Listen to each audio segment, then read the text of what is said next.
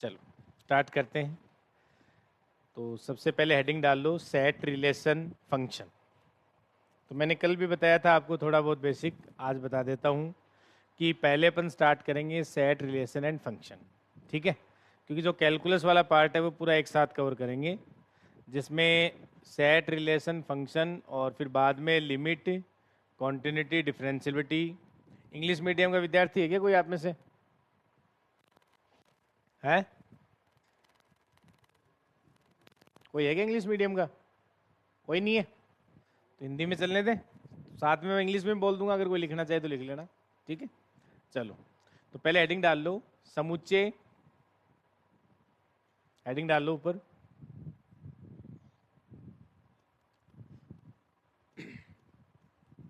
समुच्चय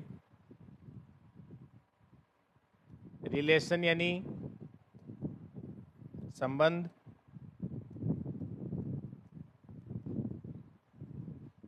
और तथा फलन, ये तीनों टॉपिक एक साथ कवर करेंगे अपन, और इसकी बुकलेट भी आपको एक साथ मिल जाएगी, समुच्चय, संबंध तथा फलन। और अगर आपने एग्जाम में अगर बात करें क्वेश्चंस की, तो एक क्वेश्चन समुच्चय पे आता है, कई बार दो भी आ जाते हैं। एक क्वेश्चन आप रिलेशन का मान के चलो, जो इस बार पैटर्न था उसकी बात कर रहा हूँ मैं, और दो क्वेश्चन फलन पे आते हैं। तो ये तीनों यूनिट है वो 4 क्वेश्चन कवर करती हैं। और बड़ी बात ये है कि 4 क्वेश्चन तो आते हैं जो आते हैं, लेकिन अगर मान लो फलन नहीं आया अपन को, तो फिर आगे आप लिमिट, कॉन्टिन्यूटी, डिफरेंशियलिटी, जो आपने पढ़ा होगा सीमा और सातत्यता, अवकलनीयता, ये अपने समझ में नहीं आता है। इसलिए इस टॉपिक को पढ़ना तो वैसे भी ज़रूरी है। अलग से दो क्वेश्चन आते हैं वो बहुत अच्छी बात है, लेकिन ये आपको आगे पूरे कैलकुलस में काम आएगा। क्योंकि सेट तो अपन बचपन से पढ़ते आ रहे हैं, लेकिन सेट में बस ठीक है अपन को डेफिनेशन वगैरह पता हो तो ज़्यादा आगे यूजफुल नहीं है। रिलेशन भी बहुत ज़्यादा आगे पूछा नहीं जाता है अपने, यहीं से एक क्वेश्चन आ जाता है। लेकिन फलन है, यहाँ दो क्वेश्चन आते ही आते हैं, लेकिन सीमा और सातत्यता, अवकलनीयता, लिमिट, कॉन्टिन्यूटी, डिफरेंशियलिटी, ये तीनों चारों टॉपिक आगे पढ़ोगे ना आप, तो ये फलन आपको सबसे ज़्यादा काम आएगा। मतलब कैलकुलस सीखने के लिए फंक्शन सीखना बहुत ज़रूरी है, ये मान लो आप, वरना आगे इतना कॉन्फिडेंस अपना बढ़ नहीं पाएगा। तो सबसे बड़ा जो मेन इनमें टॉपिक है वो अपना है फलन वाला। ठीक है, तो तीनों यूनिट है, वैसे 3 टॉपिक है, लेकिन अपन एक यूनिट में इसको काउंट कर रहे हैं। तो पहला अपन इसमें टॉपिक पढ़ेंगे समुच्चय सेट। तो वो हेडिंग डाल लो। तो इसमें सबसे पहला जो अपन स्टार्ट करेंगे वो पढ़ेंगे समुच्चय, और इसको इंग्लिश में कहते हैं सेट। और इनको भी लिखना चाहो लिख लो, इसको रिलेशन कहा जाता है, रिलेशन, और इसको फंक्शन कहते हैं, जानते हो सारे लोग। तो वर्ड्स हैं वो इंग्लिश में भी साथ साथ में सीख लो, काम आएंगे। फंक्शन, ये देखिए। ठीक है, सेट, रिलेशन एंड फंक्शन। तो सबसे पहले अपन बात करते हैं समुच्चय सेट। कोई डेफिनेशन बताएगा सेट की डेफिनेशन क्या होती है? बताओ। देखो बेटा, जो वर्ड बोलोगे मैं उस वर्ड का मतलब पूछूंगा, ध्यान रखना। हाँ, बताओ। वस्तु के सुपरिभाषित समुच्चय को, समूह को समुच्चय कहते हैं। ठीक है, तो सुपरिभाषित का क्या मतलब है?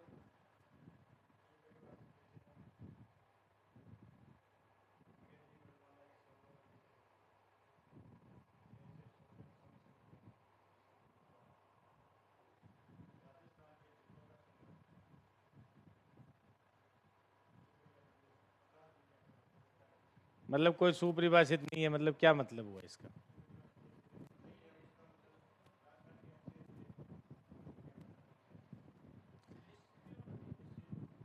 मतलब मैं कह रहा हूँ उसका मतलब क्या जरूरत पड़ी सुपरिभाषित, मतलब क्या क्या आवश्यकता पड़ी इसकी?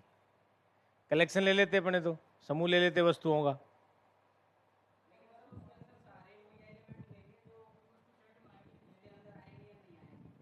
मतलब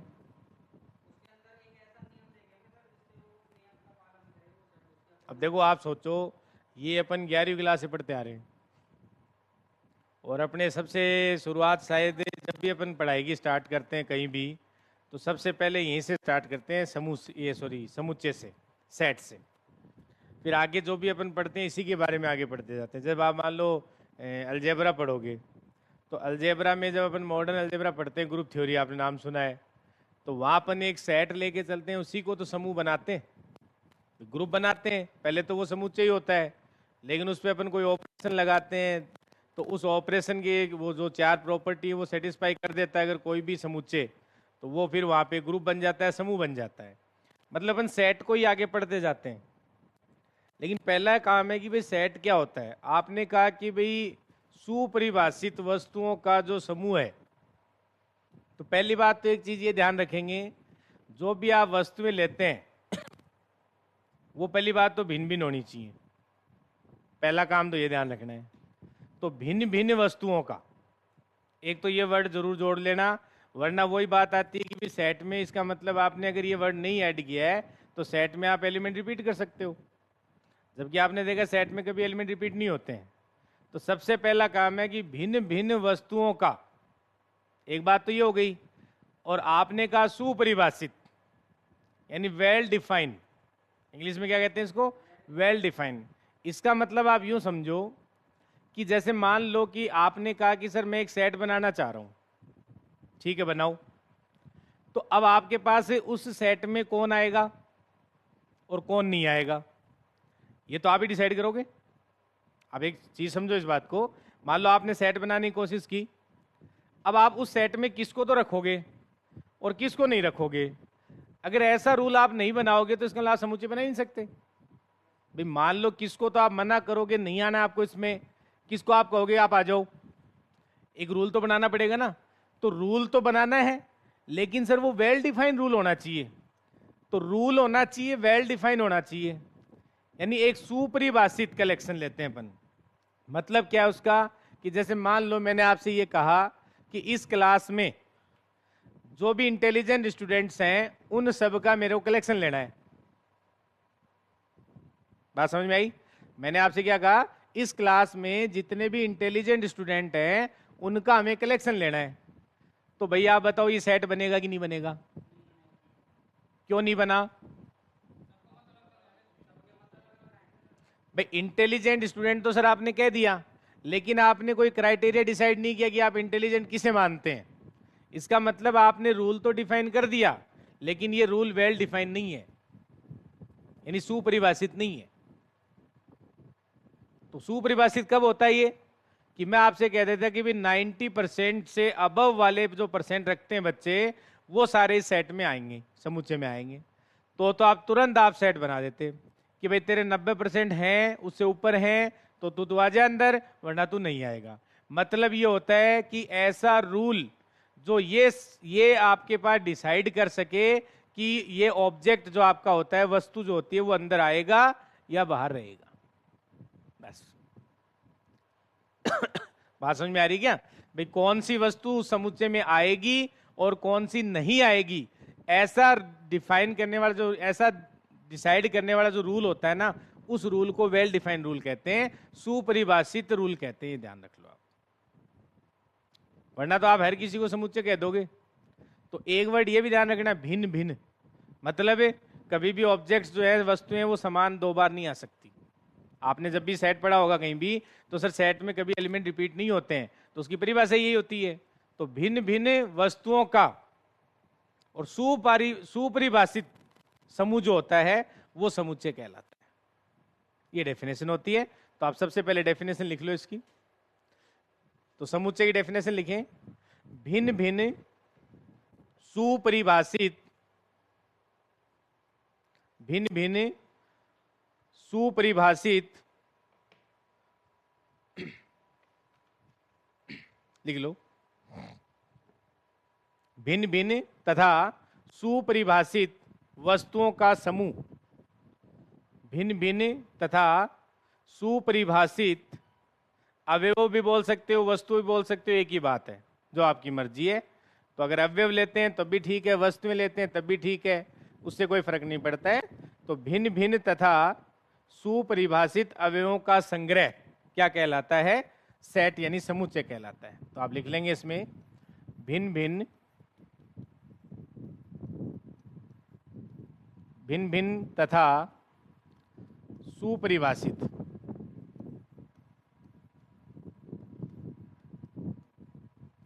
भिन्न भिन्न तथा सुपरिभाषित अवयवों का संग्रह समूह या समुच्चय कहलाता है। समुच्चय कहलाता है।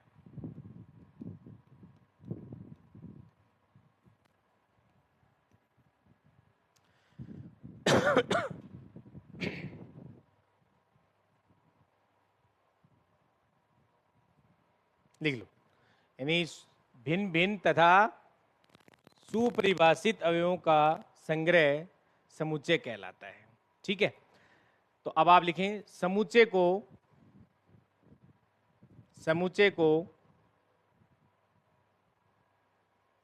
लिख लो, समुच्चय को। अब आप बताओ समुच्चय को किससे दर्शाते हो हमेशा? किससे? हाँ, तो ये लिख लो, अंग्रेजी वर्णमाला के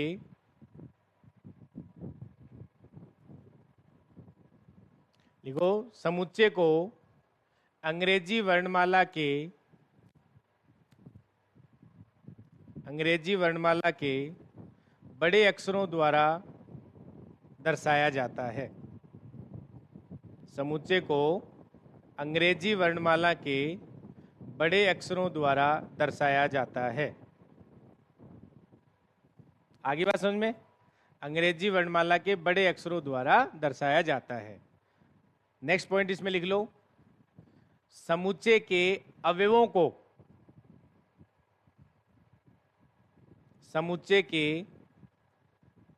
को अंग्रेजी वर्णमाला के छोटे अक्षरों द्वारा दर्शाया जाता है। छोटे अक्षरों द्वारा दर्शाया जाता है, ये लिख लेंगे सबसे पहले। ठीक है, और अगर इंग्लिश में कोई लिखना चाहिए तो set is a well defined collection of distinct objects होता है। जो आप सुपरिभाषित वर्ड यूज कर रहे हो, इसको वेल डिफाइंड रूल कहा जाता है इंग्लिश के अंदर। अब देखो सबसे पहले क्या आया बताओ कि सर समुच्चय होता क्या है? तो समुच्चय में जो भी अवयव आएंगे वो हमेशा भिन्न भिन्न आएंगे। तो एक बात तो आपको ये पता चल गई कि सर सेट में कभी भी एलिमेंट है वो रिपीट नहीं होंगे। बात समझ में आ गई सबको? और दूसरी बात है कि सर वो सुपरिभाषित का मतलब समझ में आ गए कि सर कोई भी अगर हमारे पास अवयव है वो उस समुच्चय में आएगा या नहीं आएगा, ऐसा डिसाइड करने वाला जो रूल होता है ना, उसको सुपरिभाषित रूल कहते हैं। ये ध्यान रखना। ऐसा नहीं है कि भी भिन्न भिन्न वस्तुओं अवयवों का कलेक्शन आप ले लोगे, संग्रह ले लोगे तो वो हमेशा समुच्चय बन जाएगा, नहीं, कोई जरूरी नहीं है। तो इसको आप दर्शाते किससे हैं? सर अंग्रेजी वर्णमाला के कैपिटल अक्षर से दर्शाया जाता है। और इसके अवयवों को हमेशा किससे दर्शाते हो? जो अंग्रेजी वर्णमाला के छोटे अक्षर हैं, स्मॉल अक्षर जो अक्षर है उनसे दर्शाया जाता है। ठीक है, नेक्स्ट लिखो। एक ये चीज ध्यान रखना, कई बार अपने काम आएगी, ये आप साथ में लिख लेना। कई बार आपको ऐसा लिखा मिलेगा ए बिलोंग्स टू ए। इसका मतलब क्या है? ये जो ए है वो इस कैपिटल ए का क्या है? अवयव है। तो उसको आप ऐसे लिखेंगे, बार बार में बोल बोल के नहीं लिखेंगे अपन। तो जहां भी ए बिलोंग्स टू ए लिखा हुआ आ रहा है उसका मतलब क्या है वो लिख लेंगे, यानी ए समुच्चय ए का अवयव है। तो जहां ए बिलोंग्स टू ए लिखा आ रहा है इसका मतलब क्या है? ये जो अवयव ए है वो समुच्चय ए का अवयव है। ठीक है, यानी उसके अंदर बिलोंग कर रहा है, मतलब उसका मेंबर है वो। ठीक है, और कई बार ऐसा लिखाएगा ए डज नॉट बिलोंग्स टू ए, इसको ऐसे लिखेंगे भाई, ए डज नॉट बिलोंग्स टू ए। इसका मतलब क्या है? ए समुच्चय ए का अवयव नहीं है। तो ये लिख लेंगे, क्योंकि बार बार में जब मैं कहीं पर ऐसा कहूं ना कि ए समुच्चय ए का अवयव है, तो आप ये लैंग्वेज में मत लिखना, वहां पे सीधा ये लिख देना ए बिलोंग्स टू ए, यानी ये जो अवयव है वो इस समुच्चय का अवयव है और ये जो अवयव है वो इस समुच्चय का अवयव नहीं है। तो यहां आप लिख लेंगे ए समुच्चय ए का अवयव नहीं है। लिख लो इस बात, नहीं है, लिख लें।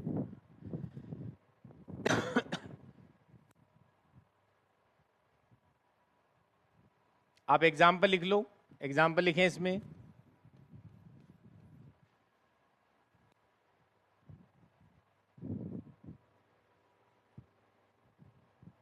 इसमें लिखें कक्षा में होशियार विद्यार्थियों का संग्रह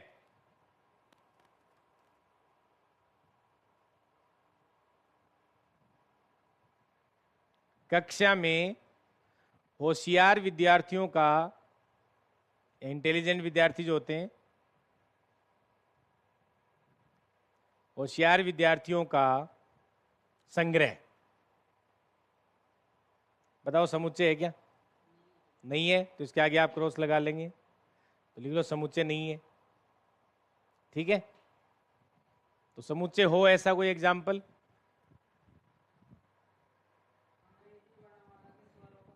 और अगर मान लो कोई आपसे कहे कि जो मान लो यहाँ पे जो भी अपने पास स्टूडेंट बैठे हुए हैं, या मान लो कहीं भी अपन किसी सोसाइटी में है, और आपसे कोई कहा जाए कि भाई अपन को एक ऐसा संग्रह करना है कि इसमें जवान लोगों का संग्रह करना है,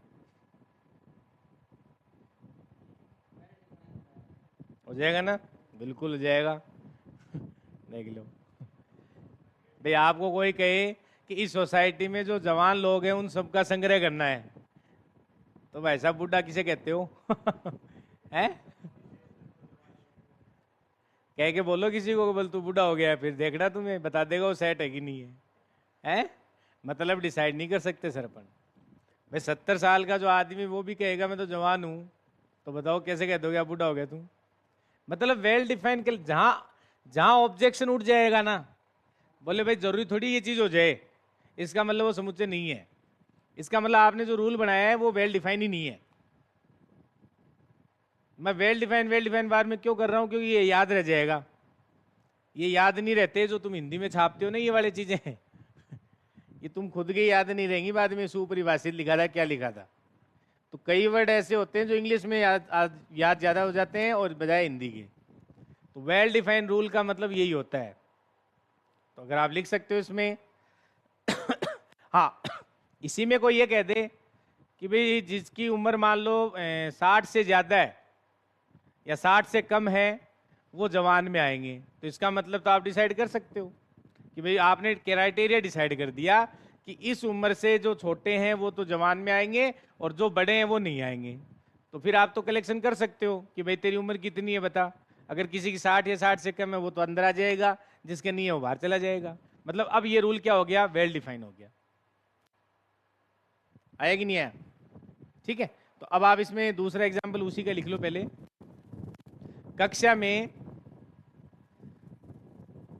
60% से ज्यादा अंक लाने वाले, कक्षा में 60% से ज्यादा अंक लाने वाले विद्यार्थियों का संग्रह।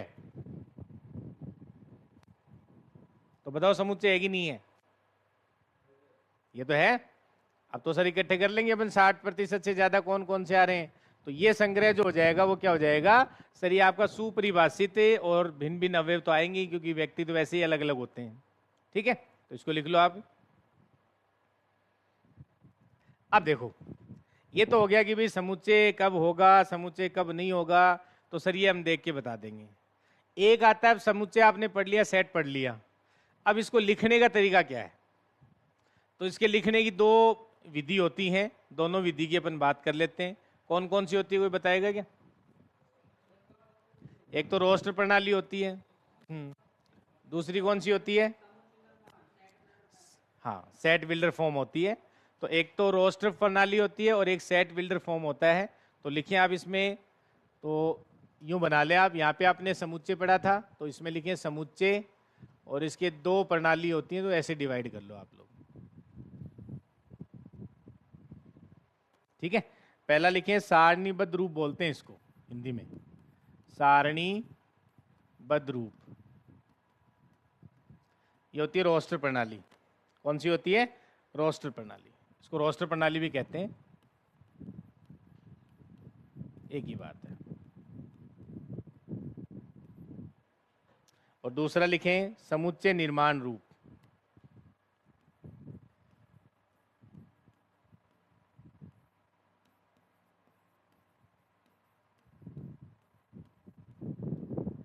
ये लिख लो।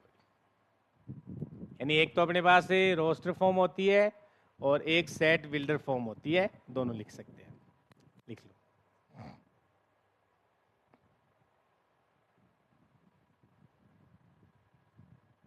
ठीक है, इंग्लिश में लिखना तो इंग्लिश में भी लिख लो, सेट बिल्डर फॉर्म।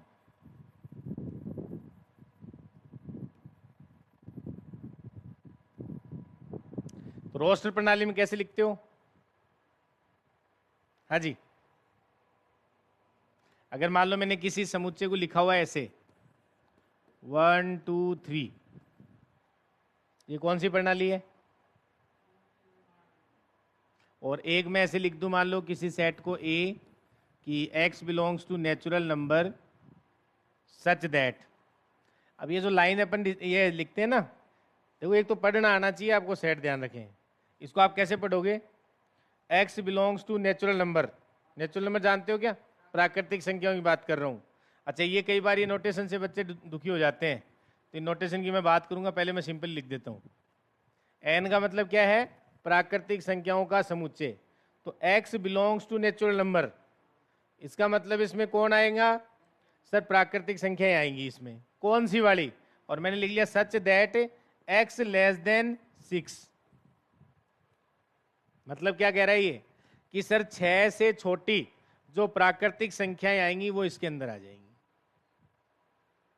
तो एक तो ऐसे लिख दे, लेकिन ये है क्या? अब आप लिख तो सकते हो कौन सी आएंगी इसमें, बताओ कौन सी आएंगी? 1 2 से 5 आ जाएंगी। तो सर ये आ जाएगी 1 2 3 4 5 6 नहीं आएगा, ध्यान रखना, क्योंकि 6 से छोटी पूछी उसने। तो एक तो इसी चीज को आपने ऐसे लिखा और एक आपने इसको ऐसे लिख दिया। तो ये कौन सी प्रणाली होती है और ये कौन सी प्रणाली है? मतलब तो दोनों का एक ही है। ये लिखो या ये लिख दो, बात तो एक ही है। मतलब सेट में एलिमेंट तो सेम ही आएंगे, इसमें भी और इसमें भी, लेकिन लिखने के दो तरीके हैं। तो एक तो होता है इसमें सारणीबद्ध रूप होता है, और एक अपने पास होता है समुच्चय निर्माण रूप। तो ये कौन सा रूप है? ये सेट बिल्डर फॉर्म है और ये रोस्टर फॉर्म है। ठीक है, लिख लो, पहले एग्जाम्पल लिख लो।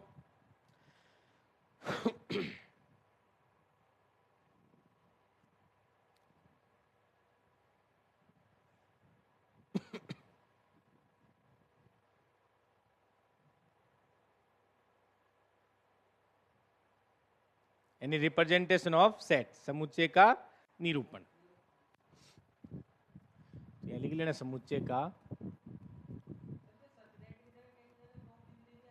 हाँ लिख सकते हो, एक ही बात होती है। बिल्कुल लिख सकते हो भाई। यहाँ जैसे मैंने ये बोला ना सच दैट है, तो यहाँ डॉट भी लिखा सकता है, मतलब दोनों का एक ही होता है, क्योंकि सेट लिखा हुआ तो आएगा अपने। लेकिन ये क्वेश्चन नहीं बनेंगे एग्जाम में, अपन क्वेश्चनों पे आएंगे तब बात करेंगे। अभी तो क्या है कि अभी मैं आपको लिखना सिखा रहा हूँ और ये सबको आता है। आज जो पढ़ाऊंगा हो सकता है सबको आता है। अब उसको आप कैसे मरोड़ तरोड़ के कैसे लिख लो, बात तो एक ही है। समुच्चय क्या होता है आपसे एग्जाम में कोई नहीं पूछेगा। इसके रोस्टर फॉर्म क्या होती है, इसमें आपके समुच्चय निर्माण रूप क्या होता है, ये कोई नहीं पूछने वाला अपन से। क्वेश्चन पूछेगा उस पर अपन बात करेंगे कैसे क्वेश्चन पूछेगा। ठीक है, तो आप लिख लो इस बात को। अब इसमें नेक्स्ट हेडिंग डालें आप। तो ये लिखना समझ में आ गया ना सबको? जैसे मान लो अगर मैं एक एग्जाम्पल और दूं इसी में, अगर आपसे कोई कहे इसमें ए समुच्चय बनाया हुआ है x belongs to natural number, या अपन यूँ कहें इसमें वो x आएंगे जो x स्क्वायर माइनस 1 बराबर 0 को सेटिस्फाई करें, और एंड तथा साथ में मैं कह दूं आपको यहाँ से x बिलोंग्स टू इंटीजर हो। इंटीजर को आप z से भी लिखते हैं और i से भी लिखते हैं। इंटीजर का मतलब समझते हो? पूर्णांक संख्याएं 0 1 2 3 इधर चलेंगी और -1 -2 -3 एंड सो ऑन। तो इसमें कौन से एलिमेंट आएंगे बताओ? इसने क्या कहा, कौन कौन से आएंगे कि सर इसको सेटिस्फाई करें, संतुष्ट करें समीकरण को, और वो इंटीजर होने चाहिए। तो आपको पता है एक्स स्क्वायर माइनस वन बराबर 0। इसके सॉल्यूशन कौन कौन होते हैं? 1 और -1, दोनों इंटीजर हैं, इसका मतलब दोनों ही आ जाएंगे। तो सर आप इसको ऐसे लिख सकते हैं -1, 1। और ये तो पता है ना कि जब भी अपन समुच्चय लिखते हैं तो उसको करली ब्रैकेट से लिखा जाता है, ऐसे मत लिख देना भाई, इसका मतलब फिर अलग हो जाता है। ये लिखने का तरीका है ना, इस करली ब्रैकेट से लिखा जाता है सेट को हमेशा। अगर आपने ये ओपन इंटरवल काम में ले लिया, विवर्त अंतराल, तो सर ये अंतराल बन जाता है, इंटरवल बन जाता है, इसका मतलब अलग हो जाता है। क्या मतलब होता है इसका बताओ? पढ़ा हुआ है क्या? क्या मतलब होता है इसका? मतलब है -1 से 1 के बीच के सारे बिंदु आएंगे, बस -1 नहीं आएगा, 1 नहीं आएगा, उसके बीच के सारे बिंदु, सारे जितने भी अवयव हैं सब आएंगे। और इसका मतलब है -1 और 1 दो ही आएंगे। तो जब भी समुच्चय को आप लिखोगे हमेशा करली ब्रैकेट यूज किया जाता है, ये आप ध्यान रखें, क्योंकि ये ब्रैकेट यूज करने का मतलब अलग निकल जाता है। और एक अपन ये यूज करते हैं, आपको ध्यान हो तो, बड़ा ब्रैकेट वाला। तो ये जो है वो अंतराल को रिप्रेजेंट करते हैं, ना कि सेट को। तो इनकी बात अपन आगे करेंगे, ठीक है? ये ध्यान रखनी है अपन बातें, ठीक है? ये एग्जाम्पल लिख लो साथ साथ में।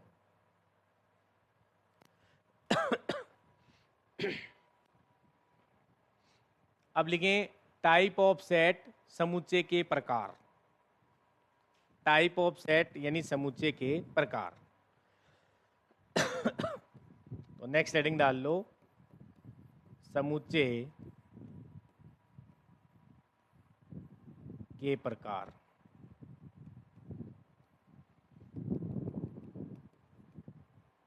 समुच्चय के प्रकार, टाइप ऑफ सेट्स। तो पहला लिखें आप इसमें रिक्त समुच्चय। सबसे पहले लिखें रिक्त समुच्चय। फर्स्ट हेडिंग डाल लो रिक्त समुच्चय, एम्प्टी सेट। इसको क्या कहते हैं? Empty set.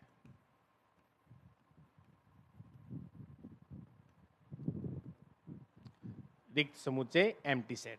इसकी डेफिनेशन लिख लो, जिस समुच्चय में कोई अवयव विद्यमान ना हो, जिस समुच्चय में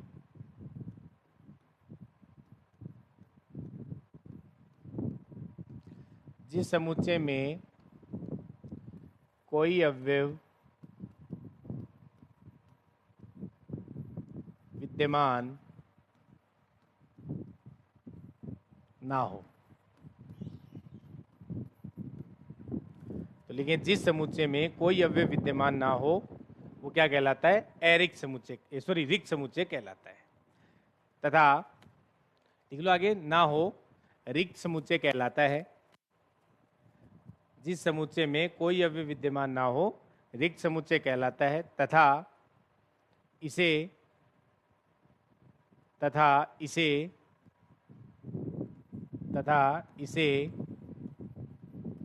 अब देखो इधर ध्यान दो, इसको या तो अपन लिखते हैं ऐसे फाई, या फिर इसको ऐसे लिखा जाता था, ये भी इसका नोटेशन होता है, लेकिन ये यूज नहीं करते अपन। अब कई बच्चे क्या इसको ऐसे लिख देते हैं, तो ये सही नोटेशन नहीं है। ये एम्प्टी सेट कहाँ हुआ? इसमें तो है एक एलिमेंट, फाई है इसमें तो ये नहीं लिखना है, दोनों साथ नहीं लिखने हैं। इसका मतलब एम्प्टी सेट नहीं होता है।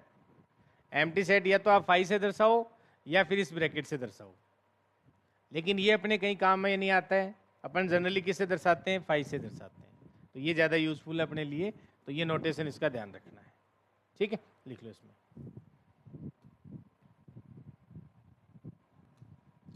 अब जैसे आप लिखें निम्न में से, क्वेश्चन लिख लो, निम्न में से, क्वेश्चन लिखें, निम्न में से कौन सा समुच्चय रिक्त समुच्चय है? निम्न में से कौन सा समुच्चय रिक्त समुच्चय है? तो मैं यहाँ पे आपके एग्जाम्पल लिख रहा हूँ, आप लोग पहचानना कौन कौन से हैं। तो पहला लिख रहा हूँ मैं, फर्स्ट A1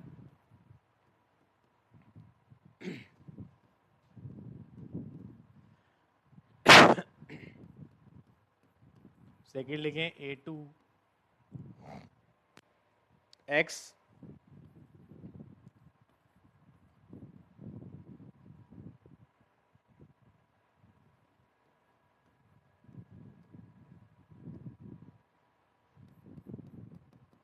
थर्ड लिखें A3, इसमें अपने पास आ रहे हैं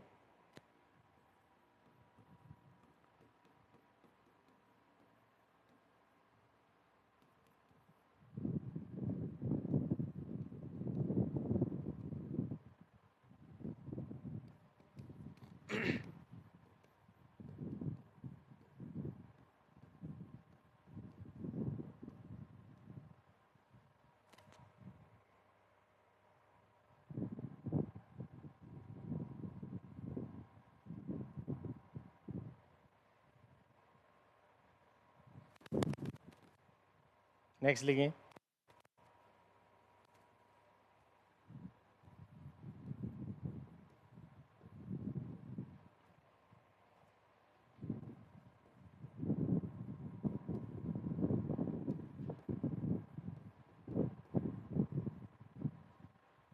बताओ।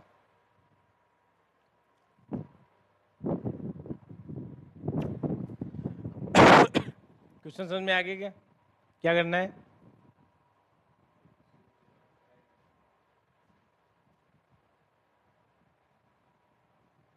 जिसमें से रिक्त समुच्चय कौन सा है, करो देखिए वेरीफाई।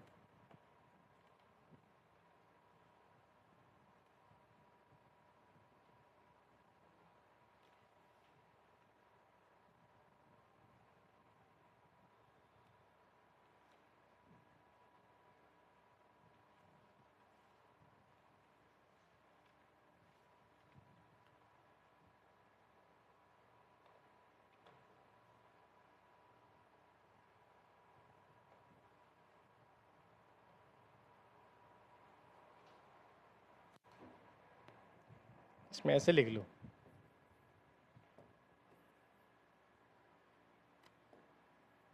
समझ में नहीं आएगा, यूं लिख लो।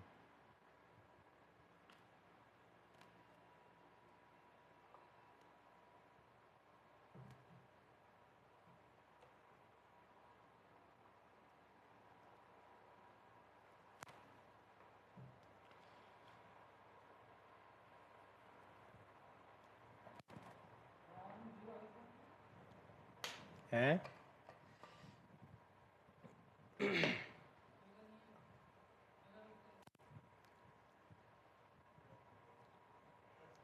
अभी तक पहले पे पहुंचे हो गया?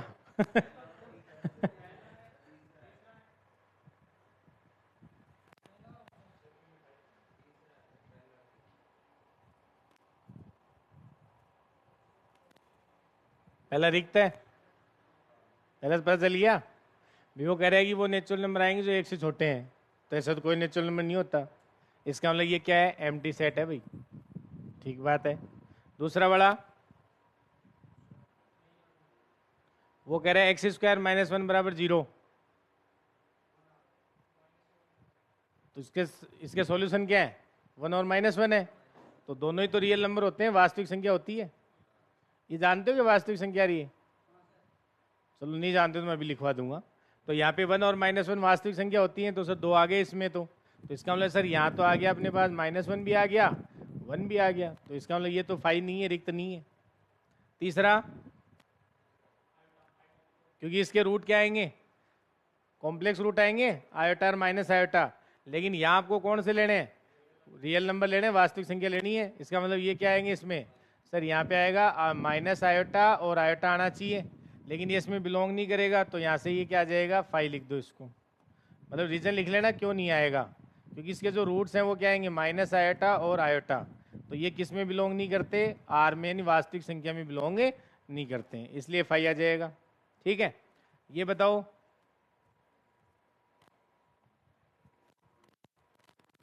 इसमें वो एक्स आएंगे जो खुद के बराबर नहीं है। इसमें वो एक्स आएंगे जो खुद के बराबर नहीं है। अरे खुद के बराबर तो सारे ही होते हैं, इसका मतलब ये किसकी बात कर रहा है? फाई की बात कर रहा है। इसमें बताओ है, मतलब कौन से रूट कौन से आ रहे हैं? इसके रूट निकाल लिए होंगे आप लोगों ने। क्या है बोलो? ये आ गया sir x square minus x minus 2 बराबर 0। ये तो आया, ये लिख सकते हैं। इसके आप मूल निकाल लो, डायरेक्ट निकाल पाओ तो बहुत अच्छी बात है, वरना श्रीधर आचार्य लगा सकते हो। कैसे निकालते हैं बताओ? उसमें x बराबर है, आप लिखते हो माइनस बी, तो माइनस बी मतलब b क्या होता है सर? x का गुणांक होता है। x का गुणांक कौन है यहाँ? -1 है, तो सर माइनस पहले से लगा है, -1 एक और आ जाएगा। फिर क्या करते हो? प्लस माइनस अंडरूट में बी स्क्वायर का मतलब 1 है, -4ac, तो -2 का मतलब +2, और a का मान 1 हो जाएगा, और 4 इसमें आता ही है, और अपॉन कितना आएगा? 2 आ जाएगा। तो 2a का मान 1 है यहाँ पे, ठीक है। तो ये हो गया 1 प्लस माइनस, और यहाँ कितना हो गया? 4 दूनी 8, 8 ही हुआ ना, और प्लस 1 9, तो 3 हो गया। तो सर यहाँ से आप इसमें 9 और बटे 2 लिख दो, तो ये आ गया 1 प्लस माइनस 3 बटे 2। तो कौन कौन से आएंगे? एक तो 1 प्लस 3 बटे 2, और एक आ जाएगा 1 माइनस 3 बटे 2। तो कौन कौन से आ गए? 4 2 और 1 माइनस का 1। तो रूट कौन आए? 2 और -1, दोनों क्या है? वास्तविक संख्या है। इसका मतलब सर ये भी अरिक्त समुच्चय हो जाएगा, यानी माइनस कौन आया इसमें? -1 और 2, ऐसे देख सकते हैं, ठीक है। अब पहले तो देखो ये भी क्वेश्चन आता था, आजकल तो नहीं आता है, लेकिन पहले समुच्चय भी ये क्वेश्चन भी पूछ लिया जाता था कि निम्न में से कौन सा रिक्त समुच्चय है, और जो रिक्त नहीं है वो अरिक्त हो जाता है। जो रिक्त नहीं है वो क्या हो जाता है? अरिक्त हो जाता है। तो लिख लिया क्या सबने ये? तो इसमें आंसर क्या हो जाएगा? एक तो ये सही हो जाएगा, एक तीसरा, और एक चौथा हो जाएगा। ये 3 आंसर हो जाएंगे इसमें, ठीक है। तो एक तो ये सही था अपना, और एक ये सही था, और एक पहला सही था, ठीक है। तो पहला क्वेश्चन जो सबसे आसान क्वेश्चन यहाँ से बन सकता है वो ये बन सकता है कि निम्न में से कौन सा रिक्त समुच्चय है, या फिर कह दे अरिक्त समुच्चय। तो जो रिक्त नहीं होगा वो अरिक्त हो जाएगा, जिसमें कम से कम एक अवयव तो आए। तो पहले आप इसमें दूसरा टाइप लिखें, एकल समुच्चय, सिंगलटन सेट। ये लिख लिया गया अब सबने? रूट तो निकालने आते ही होंगे सबको, तो लिख लो। तो नेक्स्ट टाइप लिखो, सेकंड नंबर, एकल समुच्चय, सिंगलटन सेट।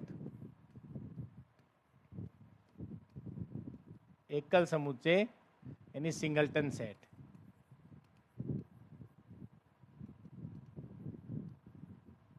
सिंगलटन सेट, एकल समुच्चय, सिंगलटन सेट, एकल समुच्चय। तो लिखें इसमें कौन सा होगा एकल समुच्चय? जिसमें एक अवयव हो। तो लिखें जिस समुच्चय में, लिखें जिस समुच्चय में एक अवयव विद्यमान हो, जिस समुच्चय में एक अवयव विद्यमान हो, जिस समुच्चय में एक अवयव विद्यमान हो, एकल समुच्चय कहलाता है। जिस समुच्चय में एक अवयव विद्यमान हो, एकल समुच्चय कहलाता है। जिस समुच्चय में एक अवयव विद्यमान हो, एकल समुच्चय कहलाता है, सिंगलटन सेट जिसे कहते हैं, ठीक है।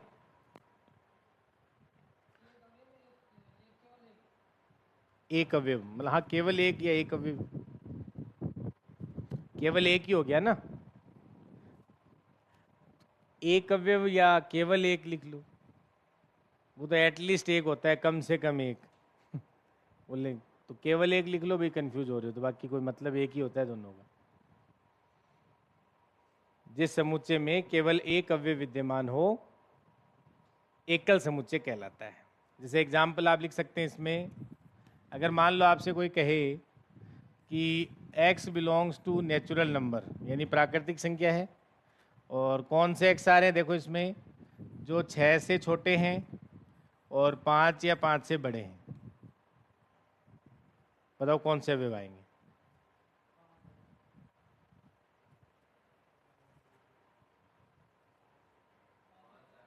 पाँच आएगा।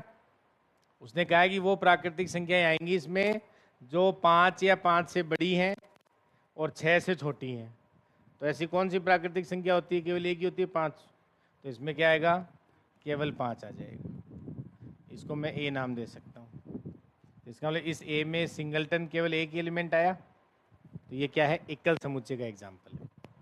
किसका एग्जाम्पल है, एकल समुच्चय का।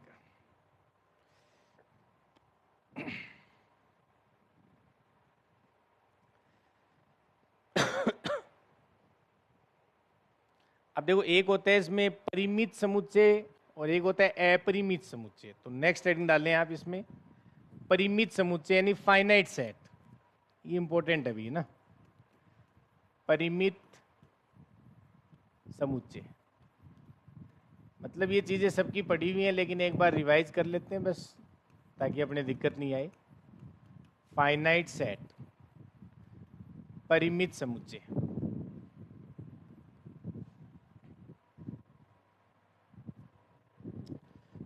तो लिखें, जिस समुच्चय में अवयवों की संख्या परिमित हो, जिस समुच्चय में अवयवों की संख्या परिमित हो, परिमित समुच्चय कहलाता है। जिस समुच्चय में अवयवों की संख्या परिमित हो, परिमित समुच्चय कहलाता है। क्या कहलाता है, परिमित समुच्चय। ठीक है,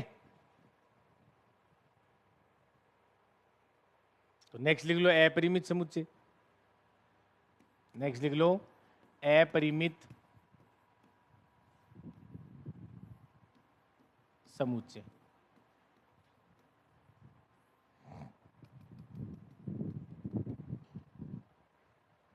इनफाइनाइट सेट।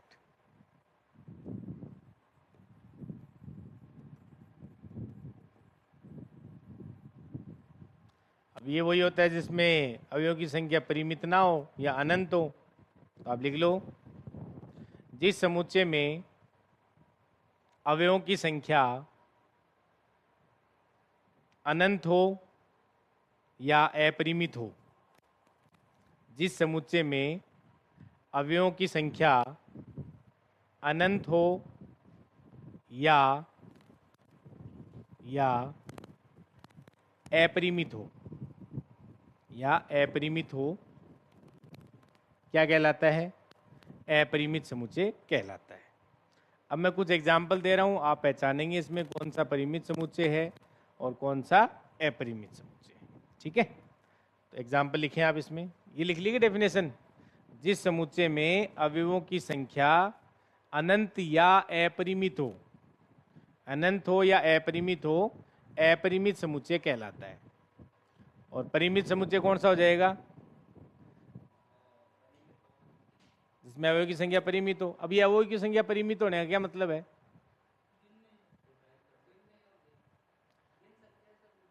अच्छा, तो नेचुरल नंबर को आप गिन नहीं सकते, प्राकृतिक संख्याओं को। फिर अब आपने डेफिनेशन बोला, वो फिर वहां सेटिस्फाई कहाँ हुई। देखो, डेफिनेशन का मतलब ये नहीं होता है कि अपने जो बोल दिया वही है। इसका मतलब आपने जो डेफिनेशन बोली अगर वो है, तो इसका मतलब फिर काउंटर एग्जाम्पल मिल गया आपको तुरंत। आपने कभी गिनने योग्य हो, तो गिनने योग्य तो प्राकृतिक संख्या ही होती हैं, तो वो तो अपरिमित होती हैं। तो गिनने योग्य तो हो, लेकिन वो कहीं जाके रुक जाएं, निश्चित होना चाहिए। भाई आपने गिनना स्टार्ट तो किया, लेकिन सर गिनने के बाद कहीं जाके रुक जाएं, तो आप बोल सकते हो कि वो क्या होती है, परिमित संख्याएं होती हैं।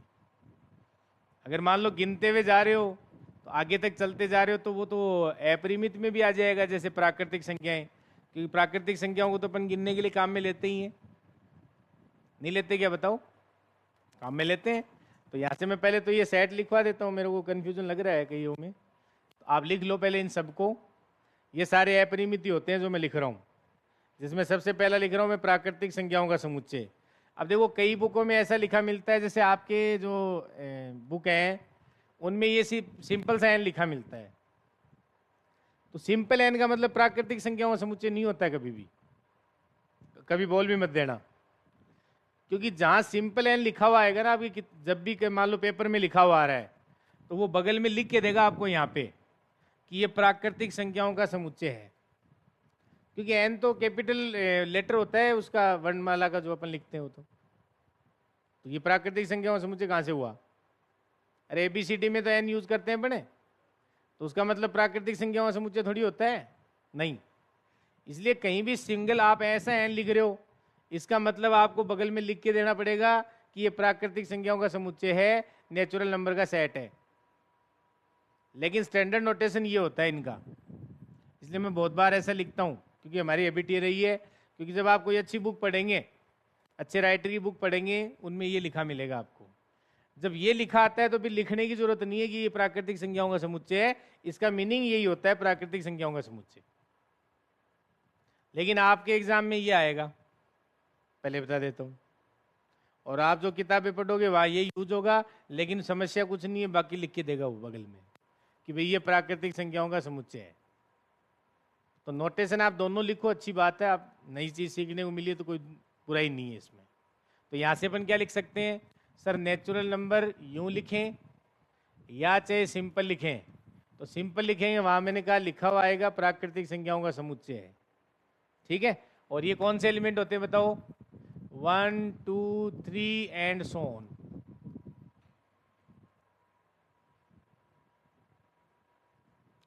आप एक बात सोचो कि ये संख्याएं अपन को कहां से मिली?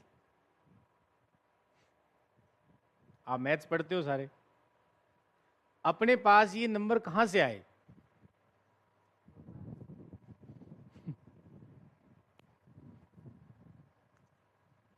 सही बोला है बच्चा। बुक पढ़ते हो क्या आप लोग? बुक पढ़ते हो क्या आप लोग? क्या ये मैथ्स वाली बुक पढ़ते हो? ये भी कहाँ पढ़ते हो? लेकिन कई बार है ना, ऐसी पुराने जो राइटर होते हैं उनकी बुक पढ़ा करो आप लोग, वहाँ पूरा लिखा। जैसे अपन तो क्या है, अपन ने कोई अच्छा काम नहीं कर रहे हैं, अपन की किसी का कॉपी पेस्ट करके उसको पढ़ रहे हैं, अपना क्या योगदान है इसमें? बताओ। आज अपन जितना भी पढ़ रहे हैं वो अपना उसमें कोई योगदान नहीं है, क्योंकि रिसर्च जिन लोगों ने किया, जिन लोगों ने इनकी खोज की, वो तो चले गए। अपन क्या कर रहे हैं, वो जो खोज करके गए अपन उनका स्टडी कर रहे हैं, कॉपी पेस्ट तो कर रहे हैं। अपन को थोड़ी पता है समुच्चय कैसे आया था, क्यों दिया गया, इसे समुच्चय क्यों कहा गया। अपने माइंड में अगर कभी ऐसे सवाल आते हैं तब तो अपन खोजने की कोशिश करें। जैसे गूगल पे आप काम में लेते हो तो गूगल पे डाला करो, सब आ जाता है इतिहास। क्योंकि अपन ने तो किसी की पढ़ाई हुई चीजें हैं, खोज की भी चीजें हैं, उनको अपन केवल यूज कर रहे हैं, लोगों तक पहुंचा रहे हैं, ये काम अपन कर रहे हैं। तो पूरा पैटर्न यही है। तो एक ऐसे मान लो कोई कई बार इंटरव्यू में जाते हैं तो वहाँ जैसे आरपीएससी का तो मेरे को आइडिया नहीं, यहाँ पूछते हैं नहीं पूछते। जैसे आप अच्छी जगह इंटरव्यू देने जाते हो तो वहाँ पे आपसे क्वेश्चन पूछ लिया जाता है। जैसे मान लो आपने नेचुरल नंबर पढ़ा, प्राकृतिक संख्या पढ़ी, बाद में आप पढ़ते हो पूर्ण संख्याएं, फिर आप पढ़ते हो पूर्णांक संख्याएं, फिर आप पढ़ते हो परिमेय संख्याएं, फिर आप पढ़ते हो अपरिमेय संख्याएं, फिर आप पढ़ते हो वास्तविक संख्याएं, और फिर आप पढ़ते हो कॉम्प्लेक्स नंबर यानी सम्मिश्र संख्याएं। पढ़ते हो कि नहीं? तो नंबर तो अपन ने ये पढ़ लिए थे प्राकृतिक संख्याएं, तो फिर हमें उनकी बाकियों की जरूरत क्यों पड़ गई? मैंने बता दिया था क्या? अच्छा हाँ, तभी तभी बोला तू शायद, है ना बेटा? हाँ,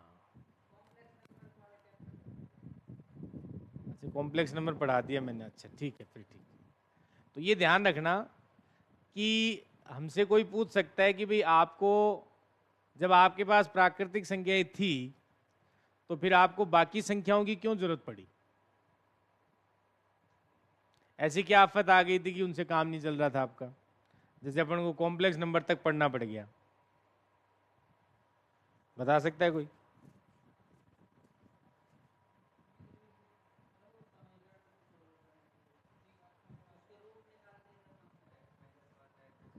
क्योंकि आप लोगों ने देखा होगा कि जब अपने पास जीवन में समीकरण आई थी, समीकरणों की खोज हुई, तो जैसे अगर मान लो ये समीकरण आई कहीं भी x बराबर 0, एक समीकरण को रिप्रेजेंट करता है, तो इसका हल क्या है? इस समीकरण का हल क्या होगा बताओ? अरे जो इसको संतुष्ट करेगा वो हल हो जाएगा। इसको कौन संतुष्ट कर रहा है? जीरो ही कर रहा है कि जब x का मान आप जीरो रखोगे तो जीरो बराबर क्या आ जाएगा? जीरो, यानी जीरो इसका क्या है? हल है। फिर अगर आपको मान लो कोई ये समीकरण दी x प्लस वन बराबर जीरो, तो ये भी तो समीकरण है, इसका हल क्या है? Minus one. अब आपके पास माइनस वन था क्या पहले? तो ये जो प्राकृतिक संख्याओं का जो सेट है ना, ये अपना गॉड गिफ्टेड होता है।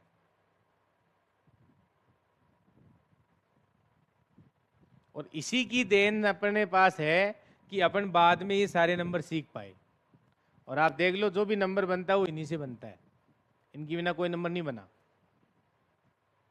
जब ये नंबर आए ना, तो इसी में इस समीकरण को आपने हल करना स्टार्ट किया, तो इस समीकरण के जैसे अब मैं यहां लिख दूं x प्लस एन और n लिख दूं मैं प्राकृतिक संख्या, तो बताओ सारे के सारे इंटीजर नहीं आ जाएंगे क्या इसमें माइनस वाले? बताओ आ जाएंगे। और यहाँ पे अगर मैं मान लो ये x बराबर जीरो समीकरण ले लूं तो सर जीरो भी आ जाएगा। इसका मतलब हमारे पास इन समीकरणों के हल नहीं थे अपने पास, तो इन समीकरणों के हल निकालने के लिए अपन को इनकी आवश्यकता पड़ी। जो नेचुरल नंबर आपने निकाले प्राकृतिक संख्याएं, उन्हीं के आपने नेगेटिव भी निकाले। फिर समीकरणों की खोज हुई, चलो सर ये ठीक है अपने पास इससे पूरे पूर्णांक संख्याएं आ गई, माइनस वन भी आ गया, माइनस टू भी आ जाएगा, माइनस थ्री भी आ गया। लेकिन फिर आगे जैसे जैसे चले अपने पास समीकरणों की और खोज होती हुई गई, तो फिर इस समीकरण की खोज हो गई भाई। या मान लो 2x माइनस वन बराबर जीरो, ये भी समीकरण है। तो जब इनकी खोज हुई तो इनका हल नहीं मिला अपन को, क्योंकि इसका हल क्या होगा? माइनस एक बटे दो। अरे x का मान निकाल लो, माइनस एक बटे दो आ जाएगा। और यहाँ इसका हल क्या है? एक बटा दो है। तो वो इसको संतुष्ट कर रहे हैं कि नहीं कर रहे हैं? लेकिन ये तो प्राकृतिक संख्याओं में नहीं थे अपने पास, थे क्या बताओ? तो इसका मतलब ऐसी समीकरणों को जब अपने हल करने की कोशिश करी तो हमारे पास किसके मान आ गए? परिमेय संख्याओं के मान की जरूरत पड़ी। और फिर अपने पास ऐसे ही समीकरण आती गई, एक्स स्क्वायर माइनस टू बराबर जीरो आ गई। अब इसका हल क्या है? बताओ इसका हल क्या होगा? अरे हल बोलो इसके। प्लस माइनस रूट टू है, तो प्लस माइनस रूट टू है तो इसमें क्या आ जाएगा? इसको संतुष्ट कर रहे हैं कि नहीं कर रहे हैं? तो इसमें किसकी जरूरत पड़ी? अपरिमेय संख्याओं की। बात समझ में आ रही है? और ऐसे ही अपन ने फिर यहाँ पे क्या निकाला? एक्स स्क्वायर प्लस टू बराबर जीरो आ गया मान लो। अब इनके हल नहीं मिले, तो इसके लिए फिर किसकी जरूरत पड़ी? काल्पनिक संख्याओं की जरूरत पड़ी। तो वैसे अपने पास केवल प्राकृतिक संख्याएं थी, लेकिन सर इन समीकरणों के हल निकालने के लिए हमें सारे जो भी बाकी नंबर है उनको अपन को फाइंड आउट करना पड़ा। जिसमें आप नंबर लिखते हो, क्या क्या नंबर होते हैं बोलो? इसके बाद कौन सा सेट आता है नेचुरल नंबर के बाद? पूर्ण संख्याओं का समुच्चय आता है, जिसको क्या कहते हैं? W से भी रिप्रेजेंट करते हैं उसको। तो इसमें लिख लो ये सारे के सारे x बराबर जीरो का सॉल्यूशन। x बराबर जीरो का सॉल्यूशन कौन है? जीरो ही है ना, और तो कोई संतुष्ट नहीं करेगा उसको। इसमें लिख लो zero whole number 1 2 3 and so on. ठीक है। और ये अपने पास क्या है? सारे के सारे इनफाइनाइट सेट हैं। ये क्या है? इनफाइनाइट सेट है। ठीक है। और फिर इसके बाद आगे अपने पास पूर्णांक संख्याएं, जिसमें कौन से एलिमेंट आए? Zero, plus minus one, plus minus two and so on. ये भी क्या है? अपरिमित समुच्चय है। ठीक है। और फिर अपने पास इसके बाद आए थे रैशनल नंबर का सेट, और इसमें कौन से एलिमेंट आते हैं बताओ रैशनल नंबर में? तो इसमें आते हैं हमेशा p बाई क्यू टाइप के मेंबर आते हैं। जहाँ p कहाँ से लेते हो आप? p कहाँ से लेते हो? z से। और q कहाँ से लेते हो? नेचुरल नंबर से। और साथ में ये भी लिख सकते हो, वैसे नहीं लिखो तो भी कोई दिक्कत नहीं है, वरना यहाँ लिखते हैं इसका जीसीडी है वो क्या आना चाहिए? p कोमा क्यू का वन आना चाहिए। यहाँ लिख देता हूँ इधर, जीसीडी जो है वो p कोमा क्यू का क्या आना चाहिए? वन आना चाहिए। जीसीडी का मतलब जानते हो क्या? Greatest common divisor. जैसे 2 और 4 का जीसीडी क्या होगा बताओ? पढ़ेंगे ये भी अपन, अपने है 9 10th भी है सिलेबस में। बताओ देखिए। हाँ एचसीएफ भी बोलते हैं, एक ही बात है। एचसीएफ तो पढ़ा होगा, क्या होता है बताओ? कौन सा नंबर, कोई बता सकता है उसकी डेफिनेशन क्या होती है? कोई भी बच्चा? हाँ, HCF की। हाँ, करो देखो कोशिश। ये तो 9वीं 10वीं क्लास की चीजें पूछ रहा हूं मैं।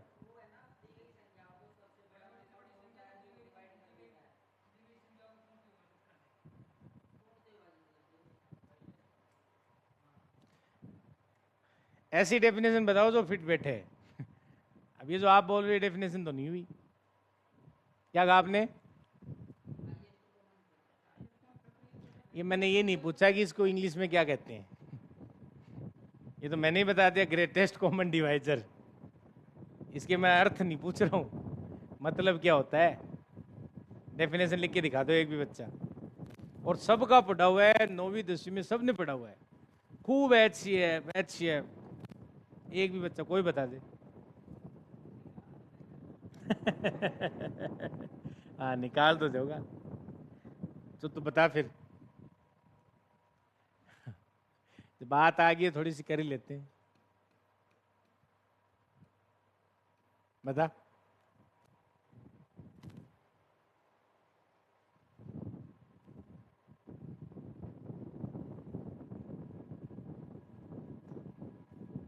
बोले,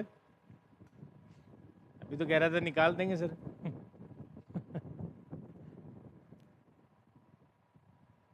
बोलो। 2 और 4 पूछ लिया सर, निकाल देंगे। अब बोल दो।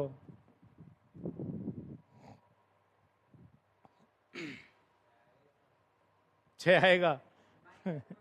है? 6 आएगा। अच्छा, -1 आएगा। क्यों? -1 का नहीं जा रहा क्या? -1 का नहीं जा रहा? किस में नहीं जा रहा? और फिर यहाँ -1 आएगा। शाबाश। और मैं कह रहा हूँ दोनों का ही 1 आएगा। हाँ। पता है ये क्यों है? क्योंकि अपनी डेफिनेशन ढंग से नहीं पढ़ रखी। समस्या तो ये है ना, समस्या ये नहीं है।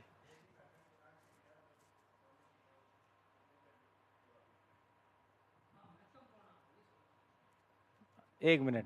हाँ बच्चा, बोल दोबारा।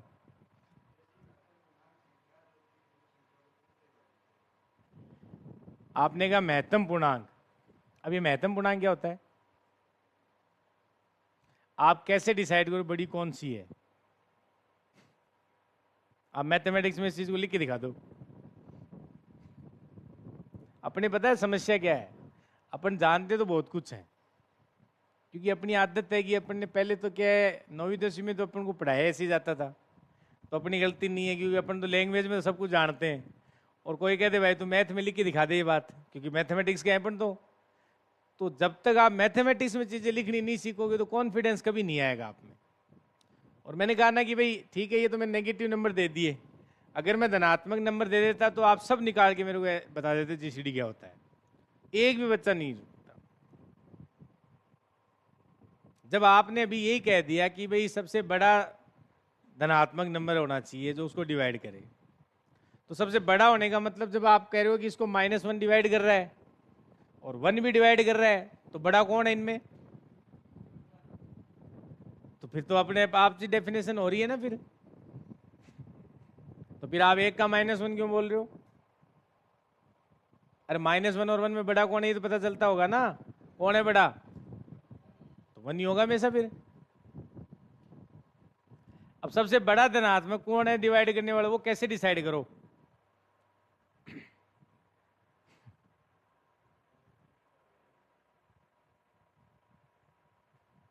एलसीएम लेना आता है? चलो वो तो अभी बात नहीं करें, अपना आवर्तकाल पढ़ेंगे, फलन पढ़ेंगे ना, तो आवर्तकाल पढ़ेंगे। वहां से एलसीएम लेना ही नहीं आता है, और एग्जाम में क्यों सुनाता है?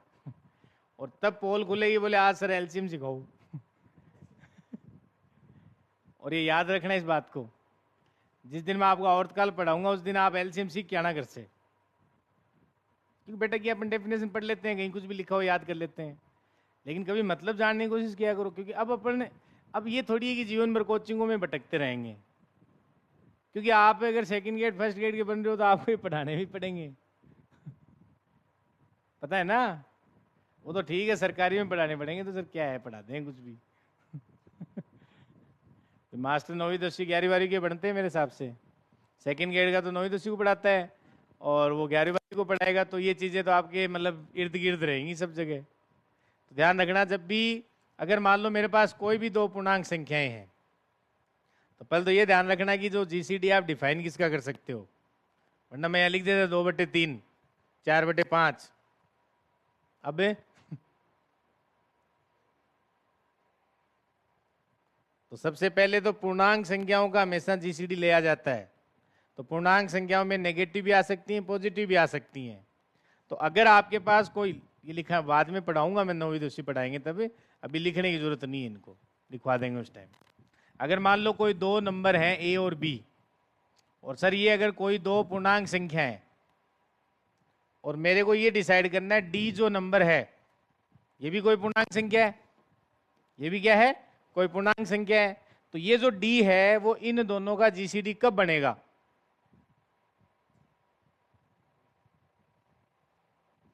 मैंने कोई इंटीजर नंबर लिया और ये दो इंटीजर का मेरे को क्या निकालना है, जीसीडी निकालना है, और मैंने मान लिया कि भैया इन दोनों का जीसीडी कौन है, सर इन दोनों का जीसीडी है वो डी है। तो अब आप बताओ डी अगर इसका जीसीडी है, इसका मतलब क्या है कि सर डी पहली बात तो दोनों को डिवाइड करेगा।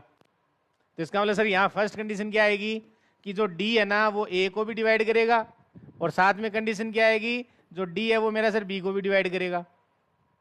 पहली बात तो ये, तो सर डिवाइड करने पर से तो वो नहीं बनता जीसीडी, क्योंकि अगर मान लो मैं कह दूं 4 और 8 का जीसीडी बताओ आप, तो 4 और 8 का जीसीडी तो फिर 2 इसको डिवाइड कर रहा है, 2 इसको भी डिवाइड कर रहा है, लेकिन 2 जीसीडी तो नहीं बना ना। लेकिन 4 इसको डिवाइड कर रहा है, 4 इसको भी डिवाइड कर रहा है, तो 4 जीसीडी बनता है। इसका मतलब सर ये डी जो है वो दोनों को डिवाइड तो करे, लेकिन ये सबसे बड़ा डिवाइजर होना चाहिए इनका। वो कैसे लिखोगे बोलो?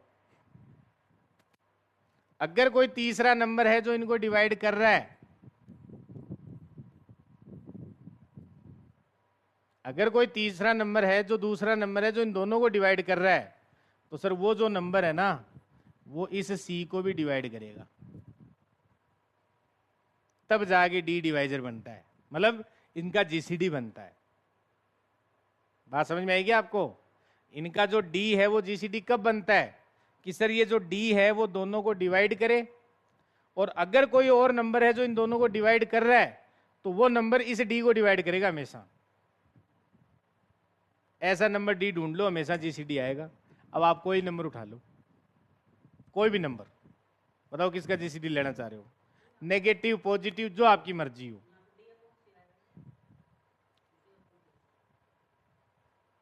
मतलब नहीं, D/C, तो इसका मतलब समझते नहीं हो क्या? ऐसे लिख लो बेटा, नहीं समझते हो तो गलत मत लिख ले जाना। इसका मतलब ये है, अरे D डिवाइड A का मतलब ये होता है A को D डिवाइड करा भाग दे रहे हैं, तो समझते हो? किसको देखा है पहली बार? तो फिर तो आदत डाल लो बेटा।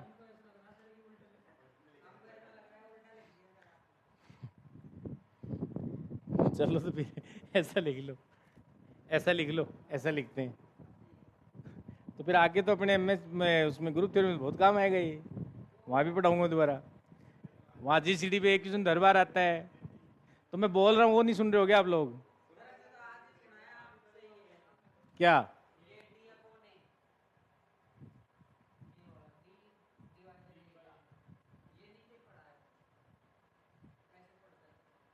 ठीक है तो बेटा ये लिख लो, फिर ये सुना हुआ है ना, हाँ तो ये लिख लो आप लोग, ये भी होता है, एक ही बात है।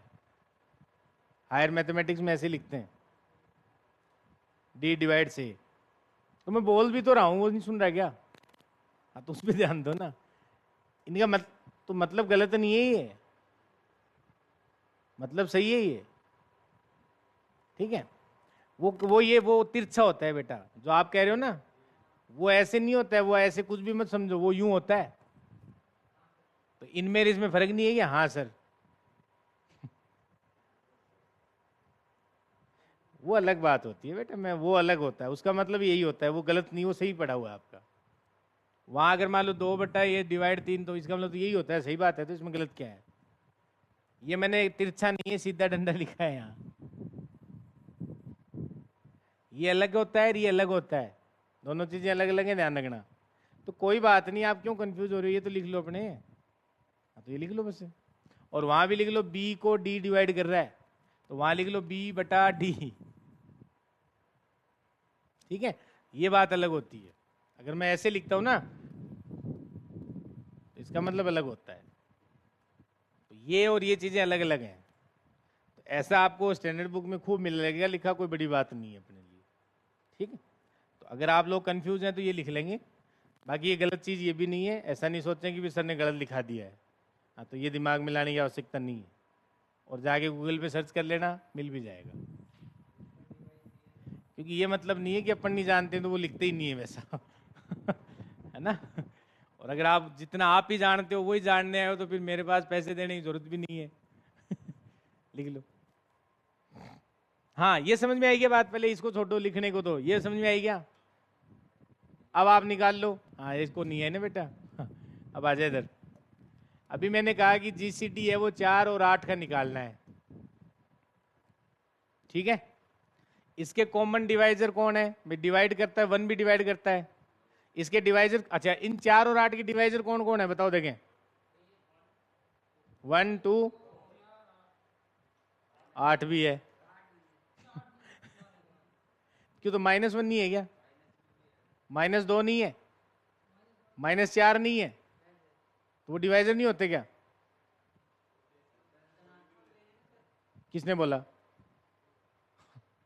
मैंने तो ये बोला कि 4 और 8 के डिवाइजर कौन कौन से हैं, जो दोनों की डिवाइजर हो। क्यों -1 डिवाइजर क्यों नहीं है बताओ? -1 डिवाइजर क्यों नहीं है? है? कौन सा नंबर सिस्टम पड़ा हुआ है? -1 डिवाइजर है बेटा इसमें, -2 भी डिवाइजर होता है, -4 भी डिवाइजर है, दोनों की बात कर रहा हूं। वरना तो इसका -8 भी है और 8 भी है, वो अलग बात है कि धनात्मक डिवाइजर कौन से हैं। क्योंकि आपने अगर कभी ग्रुप थ्योरी पढ़ा हुआ है क्या आप लोगों ने, तो आपको अगर याद हो, किसी को सुना हुआ हो, तो ऐसा कुछ एक फंक्शन पढ़ेंगे 1 टाउ n। इस पे क्वेश्चन आया, इस बार भी आया आपके। सब ग्रुप निकालते हैं, Zn के सब ग्रुप निकालते हैं, वो इसी से निकालते हैं, टाउ n से। तो इसका मतलब क्या होता है? धनात्मक भाजकों की संख्या। क्या होता है? धनात्मक भाजकों की संख्या। भाजकों की संख्या अलग होती है, वो तो दुगुने होते हैं। जितने निगेटिव होते हैं उतने मतलब पॉजिटिव होते हैं उतने नेगेटिव भी होते हैं। तो डिवाइजर तो दोनों होते हैं, लेकिन पॉजिटिव डिवाइजर हैं वो आपके 1 2 4 होंगे। लेकिन वो नेगेटिव वाले अपन क्यों नहीं देख रहे हैं? क्योंकि उनसे बड़े तो पॉजिटिव वाले मिल गए, क्योंकि बड़े तो ढूंढने ही है अपन को।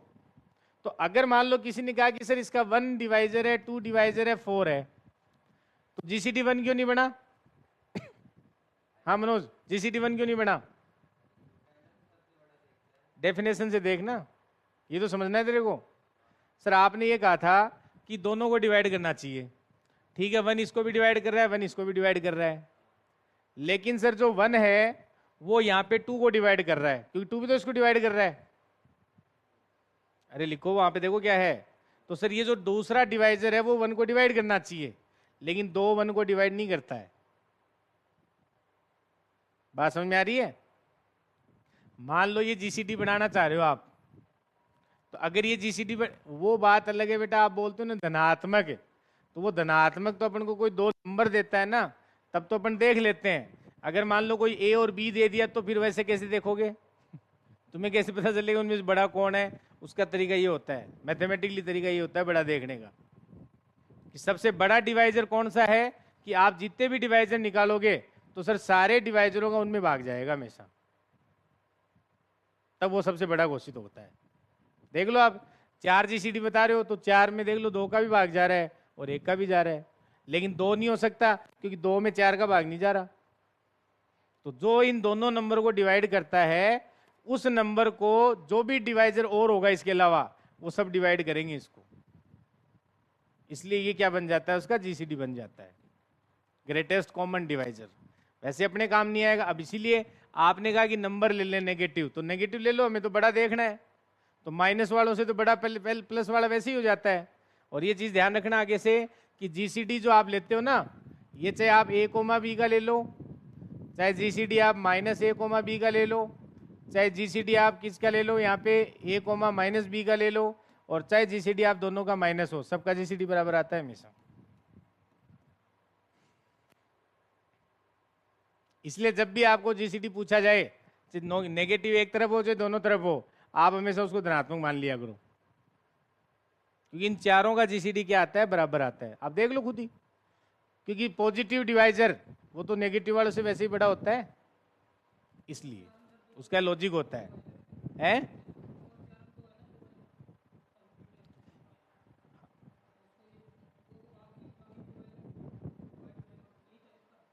किसमें, किसका बोल रहे हो? हाँ हाँ हाँ, भाई सी है वो 4 को डिवाइड कर रहा है ना, हाँ 1 है वो भी डिवाइड कर रहा है, तो बड़ा कौन हुआ फिर, 4। ठीक है, लेकिन ये इसमें अभी ज्यादा डिटेल मत जाओ, ये अपने नंबर सिस्टम का काम है, वहां पढ़ेंगे अपन। किसमें 4 और 0 मतलब है?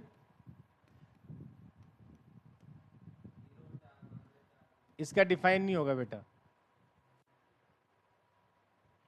डिफाइन नहीं होगा, क्योंकि 0 का भाग नहीं दे सकते आप, हैं? नहीं तो 0 का भाग नहीं दे सकते ना अपन, इसका डिफाइन नहीं होगा, है? किसमें कॉमन 1 नहीं आ रहा मतलब?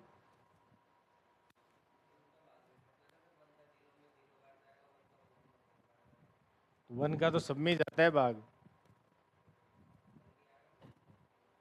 नहीं 0 का डिफाइन नहीं करते। और बोलो, तो ये चीज अपन डिटेल से पढ़ेंगे, तो ये तो मैंने चलो बात हो रही थी, तो इसका मतलब ये है, सीधी सी बात है, आगे आप पूरा भी सेट पढ़ेंगे अपन, ये तो अपने 1-2 दिन मान लो डिस्कशन चल रहा है, तो जो भी चीज आप पढ़ो मेरे से याद कुछ मत करके जाना, क्योंकि अभी वैकेंसी आपकी सरमाथे पे नहीं है, तो आप चीज़ों को सीख के पढ़ो, टाइम है आपके पास, और कोई बात नहीं, डिस्कस करो, कुछ नई चीज़ें सीखने को मिलेंगी, नुकसान क्या है उसमें। और क्वेश्चन भी मैं आपको जब मान लो अपन पढ़ेंगे आगे, तो क्वेश्चन भी अच्छे अच्छे करवा दूंगा, कोई दिक्कत नहीं है, जिसमें आपका दिमाग दौड़े। लेकिन बहुत ज़्यादा हार्ड क्वेश्चन एग्जाम में तो नहीं आएंगे, लेकिन आप एक आधा क्वेश्चन यहाँ कर सकते हो, क्योंकि हार्ड क्वेश्चन करने का फ़ायदा क्या होता है, एग्जाम में मिलता है। एग्जाम में हार्ड क्वेश्चन कभी नहीं आते हैं, लेकिन अपन 1-2 क्वेश्चन अगर हार्ड कर भी लेते हैं तो अपने कोई नुकसान नहीं है, क्योंकि अपने थोड़ा सा दिमाग तेज काम करता है फिर उससे।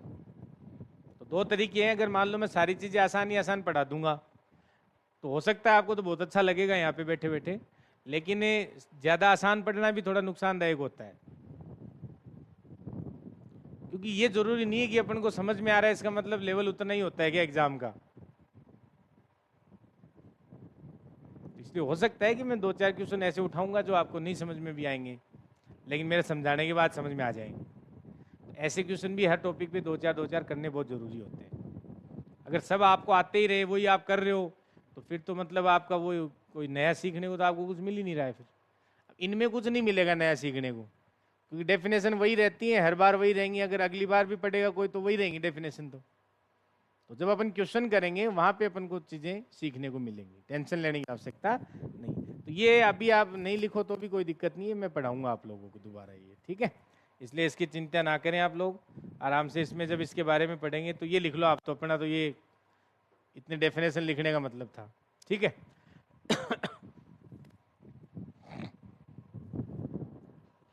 तो ये सारे क्या हैं, अपरिमित समुच्चय के एग्जाम्पल है।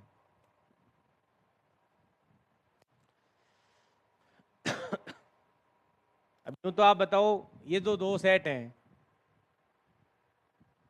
अगर आपसे कोई एक बात कह दे कोई इंसान, सुनना इधर, बाद में लिखना। अगर कोई आपसे ये कह दे कि प्राकृतिक संख्याओं के समुच्चय में और पूर्णांक संख्याओं के समुच्चय में कुल अवयवों की संख्या बराबर है,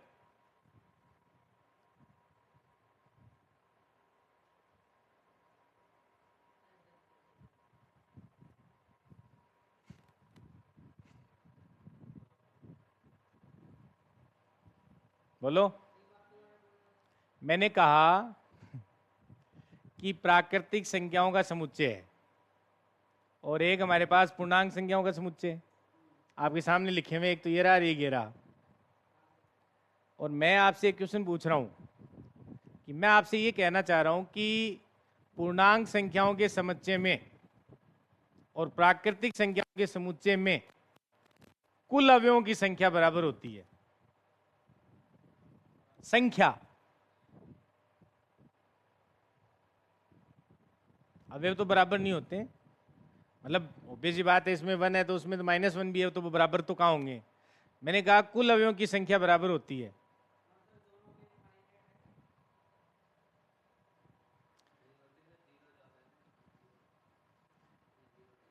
अच्छा, एक बच्चे ने कहा इनफाइनाइट है, तो मतलब ये जो वास्तविक संख्याओं का समुच्चय आएगा उसमें इनमें बराबर होती है।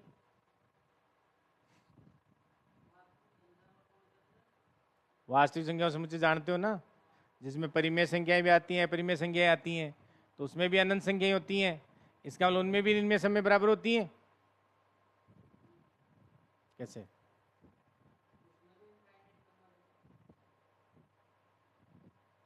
एक तरफ बोलो बेटा। आपने मेरे को लॉजिक दिया कि सर प्राकृतिक संख्याओं का समुच्चय था और पूर्णांक संख्याओं का समुच्चय है। मैंने कहा इनमें कुल अवयवों की संख्या बराबर होती है क्या? आपने कहा हाँ सर। मैंने कहा क्यों? आपने कहा सर दोनों में इनफाइनाइट होती हैं। ये बोला। आप भी ये बोल रहे हो? पक्ष में हो विपक्ष में हो? बोलो। अरे तो कोई बात नहीं, गलत सलत होगा वो तो बाद की बातें हैं। आप तो जो आपका व्यू कहता है वो बोलो। आप तो आप विपक्ष में हो। हाँ। अवयव इनफाइनाइट आप ये तो कह रहे हो, तो इसका मतलब तो जो मैं कह रहा हूं, फिर आप मैंने एक नया सेट और बोला आपके सामने। मैंने बोला कि आप वास्तविक संख्याओं का समुच्चय, इसका मतलब प्राकृतिक संख्याओं के समुच्चय में, पूर्णांक संख्याओं के समुच्चय में और वास्तविक संख्याओं के समुच्चय में, तीनों में अवयवों की संख्या बराबर होती है।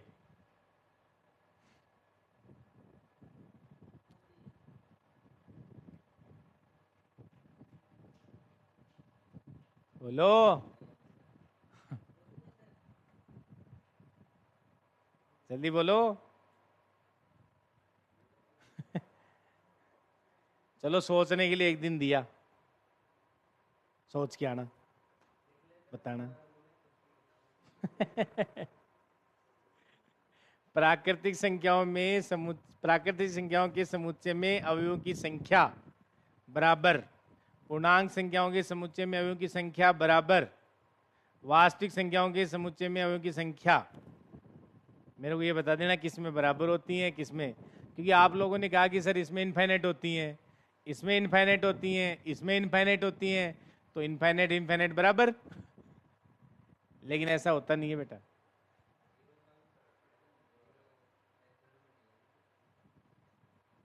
नहीं, ऐसा भी नहीं है। प्राकृतिक संख्याओं में अवयवों की संख्या और पूर्णांक संख्याओं के समुच्चय में अवयवों की संख्या, मैं संख्या वर्ड यूज कर रहा हूं, ध्यान रखना। मैंने अवयव बराबर नहीं बताए हैं, अवयवों की संख्या बराबर है। अवयव बराबर तो कहां से होंगे, फिर तो सेट ही बराबर हो जाएंगे। सेट बराबर नहीं है, उनमें अवयवों की संख्या बराबर है। उसका मतलब ये होता है, मैं जो बोल रहा हूं, मैंने आपसे ये कहा कि ए में 3 अवयव है, समझना इसको। ऐसे सोचने के लिए दे रहा हूं मैं, सोच लेना बैठे बैठे। इसमें कितने अवयव हैं? इसमें तो अवयवों की संख्या तो बराबर है, अवयव थोड़ी बराबर है। इसमें तो 1 2 3, इसमें एबीसी है, तो मतलब समझ गए ना आप लोग, अवयवों की संख्या बराबर है, लेकिन वास्तविक संख्याओं समुच्चय में बराबर नहीं है। और मैं आपको बता रहा हूं, प्राकृतिक संख्याओं के समुच्चय में, पूर्णांक संख्याओं के समुच्चय में और परिमेय संख्याओं के समुच्चय में, तीनों में अवयवों की संख्या बराबर है। और अपरिमेय संख्याओं के समुच्चय में और वास्तविक संख्याओं के समुच्चय में और सम्मिश्र संख्याओं के समुच्चय में, तीनों में अवयवों की संख्या बराबर है, लेकिन उनमें और इनमें अवयवों की संख्या बराबर नहीं है। एक बुक पढ़ी थी क्या आपकी, बीएससी में चलती थी, बीएससी सेकंड ईयर में, याद है? वास्तविक विश्लेषण, रियल एनालिसिस, उसका पहला चैप्टर पढ़ा है? नहीं सर, हम तो वो अनुक्रम से स्टार्ट करते थे। सबने अनुक्रम से स्टार्ट किया, इसलिए नौबत आ रही है। पढ़ना जाके उसको, सब लिखा हुआ है उसमें। और वहां नहीं पढ़ो तो ये अपने पेज में लिखा हुआ है, ये रहा, इधर सब लिखा हुआ है। क्योंकि आप लोगों ने क्या है कि अभी तक ये सेट को अच्छे से पढ़ा ही नहीं है। क्योंकि हमने क्या है, फाइनाइट सेट पढ़े हैं, तो फाइनाइट सेट में तो सर बराबर ही होते हैं सारे। पता चल जाता है छोटा बड़ा कौन है, अभी वो गिन लेते हैं बड़े। क्योंकि आप लोगों ने क्या, आपको आदत है गिनने की, लेकिन भैया इनफाइनाइट में गिनने से काम नहीं चलता है। क्योंकि आपने फाइनाइट समुच्चय दे दूं मैं आपको, तो मैं आपको कह दूं ये काउंट कर लो, तो आप काउंट कर ले तो 1 2 3 4 5 हैं, एक में 6 हैं, तो आप तुरंत बता देते हो सर ये बड़ा है ये छोटा है। लेकिन जहां गिन नहीं पाते हो वहां पे कैसे बताओगे? तो फाइनाइट सेट, इनफाइनाइट समुच्चय जो होते हैं, अपरिमित समुच्चय जो होते हैं, उनके भी अपने पास किसकी कितनी कार्डिनलिटी होती है। कार्डिनलिटी वर्ड अभी जानते नहीं, अपन आगे पढ़ेंगे, वो बता सकते हैं अपन छोटा बड़ा, और यही नेट में पढ़ा जाता है। क्योंकि आप जो जिस तरीके से देखते हो ना, ऐसे कभी गिनती नहीं होती है। आपको दो सेटों में अवयवों की संख्या बराबर है कि नहीं है, ये कौन बताएगा? अपरिमित, परिमित में तो आप गिन सकते हो, और परिमित में तो गिन ही सकते हो। मान लो मैंने अभी दिया आपको, आपने तुरंत बता दिया, बोलो सर इसमें अभी 3 है, इसमें भी 3 है। अगर मैं यहाँ 100 लिख दूं तो भी बता दोगे आप, अगर मैं 1 करोड़ लिख दूं तो भी बता दोगे। लेकिन बात तो जब आती है जब सर सब में अनंत है, अनंत है, अनंत है, वहां पता नहीं चलता। तो वहां पता करने का ये तरीका नहीं होता है जो आप सोच रहे हो। वहां पता करने का क्या तरीका होता है? उन दोनों समुच्चयों के बीच में एक एक की आच्छादक फलन डिफाइन करना पड़ता है, 1 1 ऑन टू फंक्शन। अगर ऐसा मिल जाता है, इसका मतलब उन दोनों समुच्चयों में अवयवों की संख्या बराबर है, और नहीं मिलता है मतलब बराबर नहीं है। ऐसे नहीं गिन के नहीं देखते वहां।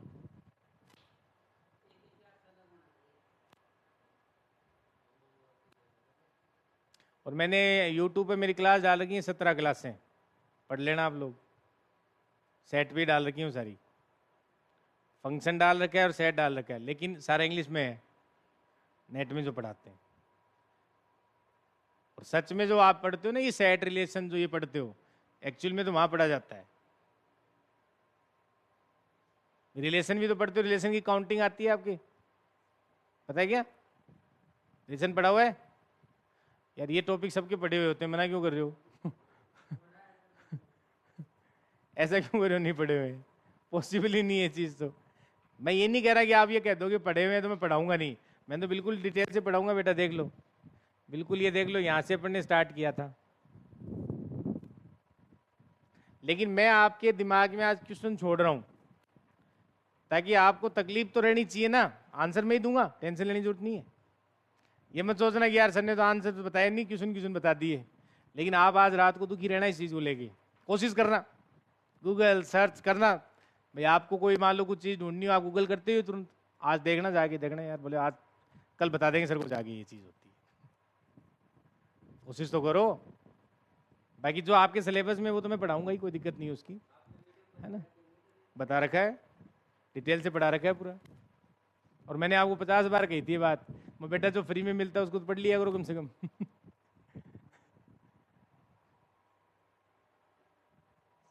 चलो अपन कहाँ थे बताओ? क्योंकि इस पता है, इस सेट में जब सेट में बच्चा पढ़ता है ना, वो होशियार बहुत हो जाता है। उसको लगता है मेरे मैथ्स आने लग गई, लेकिन एक्चुअल में जहाँ मैथ्स आने की जरूरत होती है वहां तक आप पहुंचते नहीं हो। और टीचर पहुंचाने की कोशिश नहीं करता। भाई मैं इतने क्वेश्चन आपके दिमाग में पहले दिन अगर घुसा दूं तो आपका दिमाग पहले दिन परेशान हो जाएगा, बोले यार ऐसा ऐसा क्या है, ऐसा इतना क्या पढ़ना पड़ता है। नहीं, सोचना पड़ता है, सोचते रहो। लेकिन हर एक चीज जो आपको बताइए इसका जवाब मैं ही दूंगा आपको, लेकिन समय आने पे, जब मैं बता दूंगा उसके बारे में 2 4 चीजें और, उसके बाद मैं आपको ये सारी चीजें बताऊंगा। क्योंकि आप यार मान लो किसी ने आगे कहीं, तुम केवीएस वेवीएस का एग्जाम भी देते हो कि नहीं? मान लो सेम सिलेबस का एग्जाम देते हो, तो वहां क्या इंटरव्यू होते हैं, तो वहाँ ऐसी चीज़ें पूछ लेते हैं।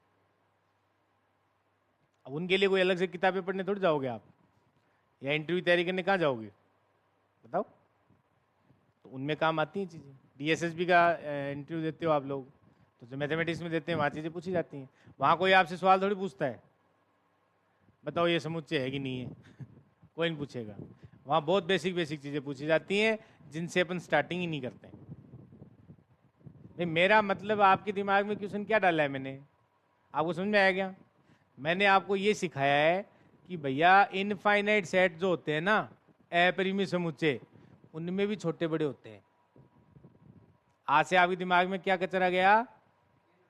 सर फाइनाइट में छोटे बड़े तो हमने देखे हैं कि मान लो किसी में 10 हैं, किसी में 15 अवयव हैं, तो सर 10 वाला छोटा है और 15 अवयव वाला बड़ा है, ये तो हम जानते हैं।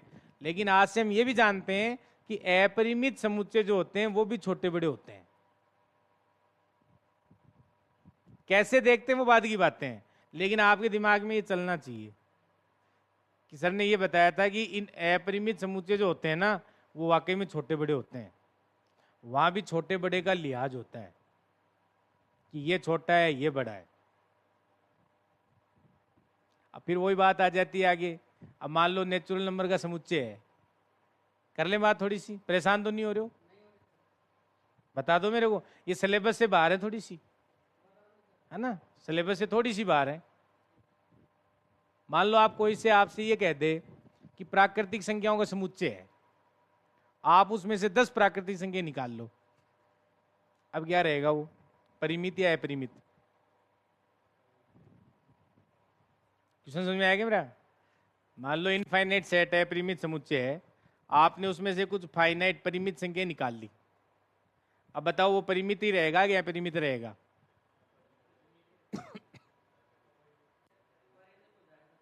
है?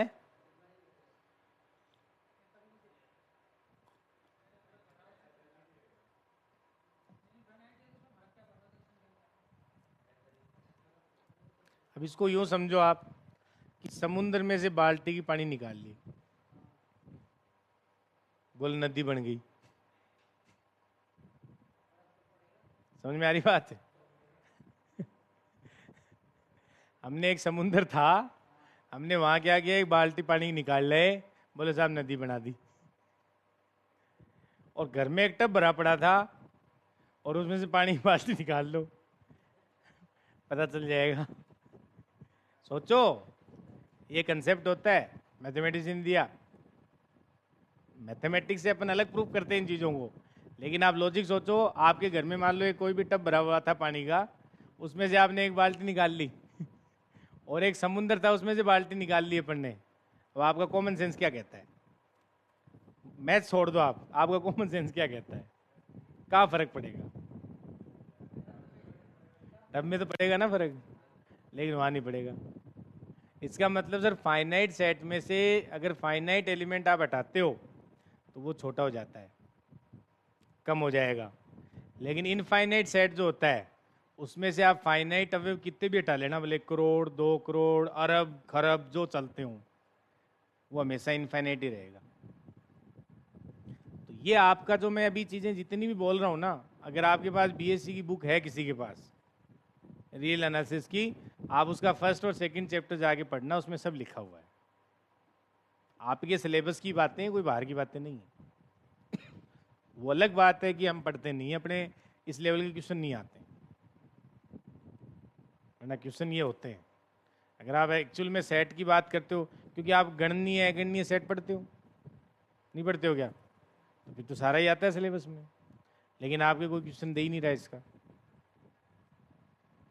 क्योंकि आपके क्वेश्चन आते हैं जो आपके एनसीईआरटी में लिखे हैं उसके हिसाब से, जो मैटर लिखा हुआ है। तो एग्जाम पॉइंट ऑफ व्यू से इतनी चीज़ें जानने की जरूरत नहीं है, क्योंकि जब मैं आपको रियल पढ़ाऊंगा तब मैं ये सारी चीज़ें पढ़ाऊंगा आपको वहाँ पे, उसमें ज़रूरत पड़ेगी, क्वेश्चन भी आता है।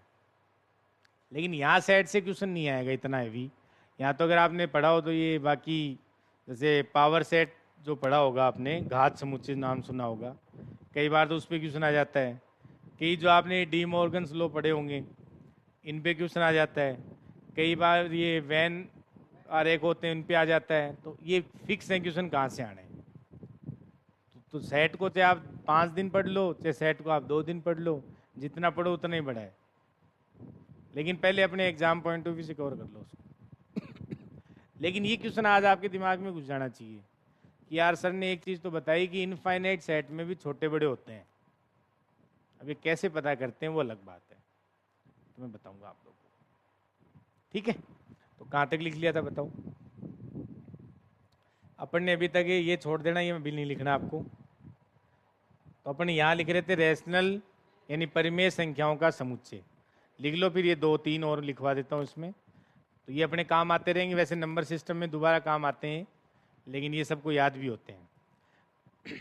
परिमेय संख्याओं का समुच्चय क्या होता है बताओ?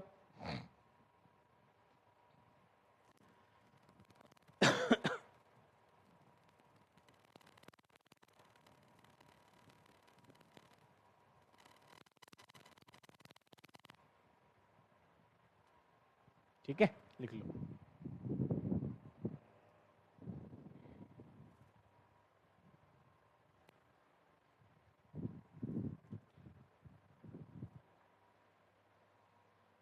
तो इसमें लिखें आप वास्तविक संख्याओं का समुच्चय। ये क्या होता है बताओ? इसमें कौन सी संख्याएं आती हैं? तो लिखें वो एक्स आएंगे जहाँ एक्स का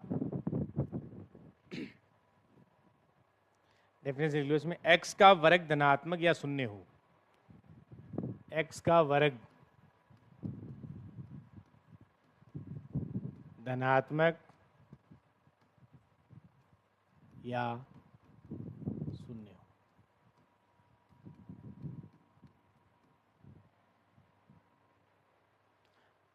ये पहले अपन ने इसलिए लिखा है क्योंकि जो अपरिमेय संख्याएं होती है ना, उसको रिप्रेजेंट करने का कोई तरीका नहीं होता है। जो अपरिमेय संख्याएं होती हैं उनको रिप्रेजेंट करने का अभी तक कोई मेथड नहीं है, कहीं आपको मिलेगा नहीं उसका मेथड। तो फिर उनको कैसे लिखते हैं अपन?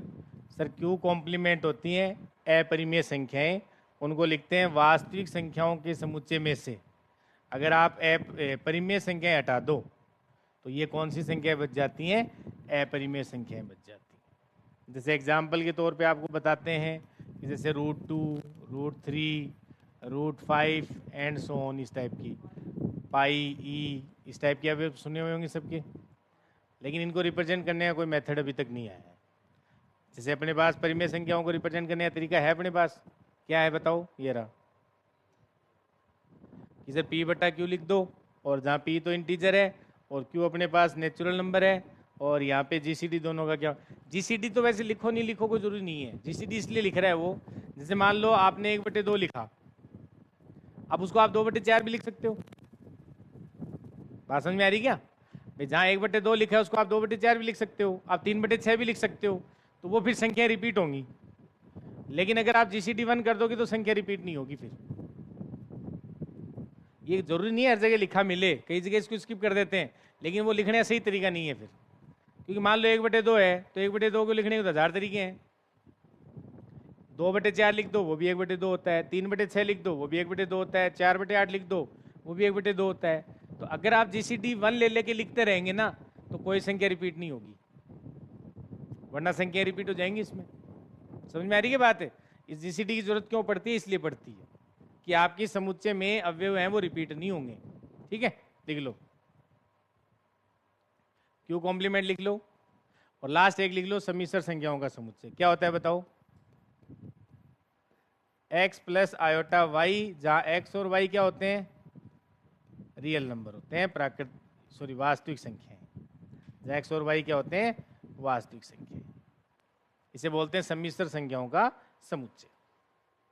ये भी अपरिमित होता है, तो ये सारे के सारे अपरिमित समुच्चय हैं।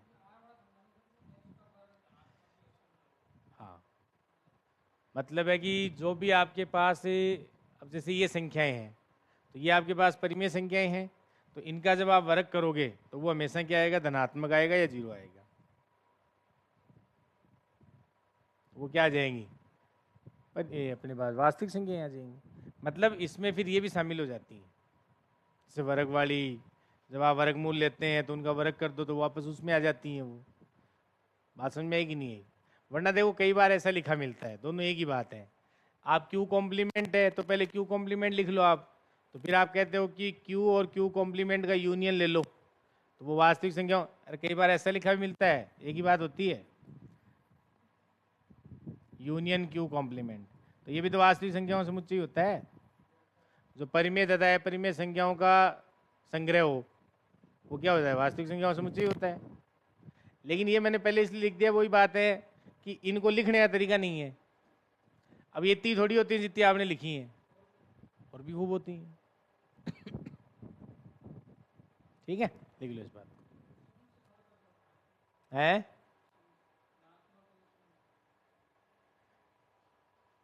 मतलब क्या क्या वो पड़ रहा है चक्कर,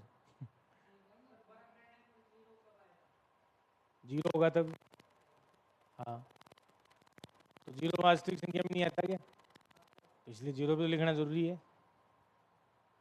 अरे जीरो नहीं लिखूंगा तो धनात्मक होता है, तो फिर तो मतलब ही नहीं है, फिर जीरो छूट नहीं जाएगा क्या, हाँ, तो इसलिए लिखा है, लिख लो।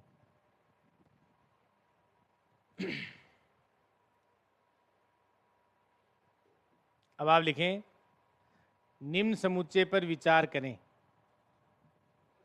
हाँ, क्वेश्चन लिखो, निम्न समुच्चयों पे विचार करें, अपने अपने मत देने उस पे, और इनमें से क्वेश्चन आ सकता है। लिखिए पहला,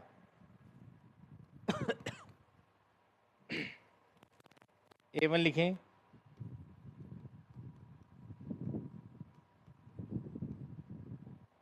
X बिलोंग्स टू, या ऐसे लिख लो,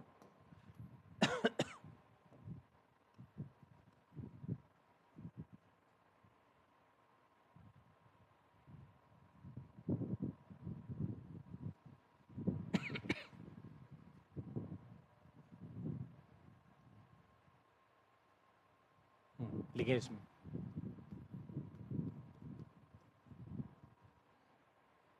सेकेंड लिखें A2,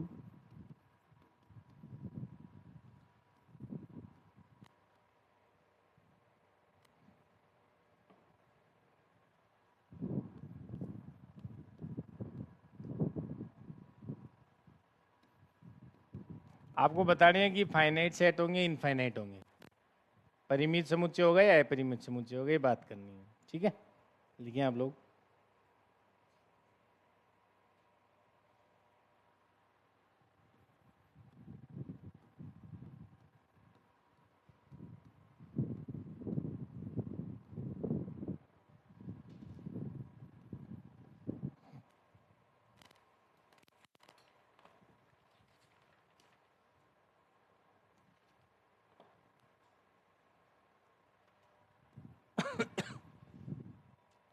लिख लो,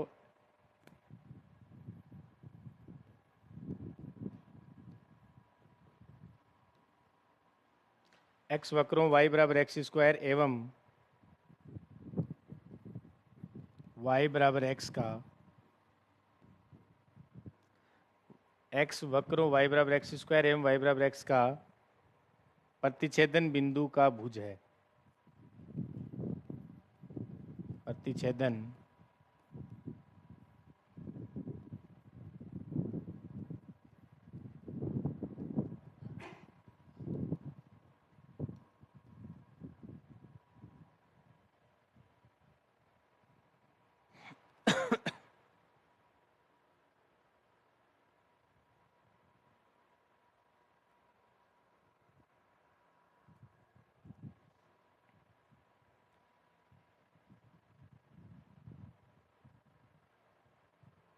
लिख लिया क्या?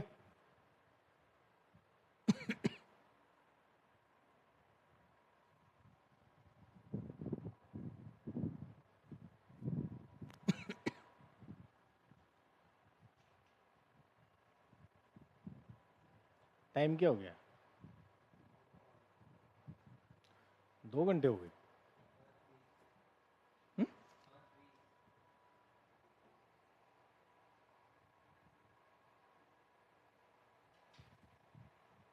चलो, लिख लिया क्या सबने? लिख लो तो जल्दी से, बताइए। बताएं कौन सा परिमित है, कौन सा अपरिमित है। आराम से, खूब टाइम है आपके पास, बढ़िया घर से करके लाओ, पढ़ो सेट को जाके। हाँ शाबाश। और ये भी बताने हैं कौन से अवयव आएंगे, इनके अवयव भी ढूंढ के लाने हैं।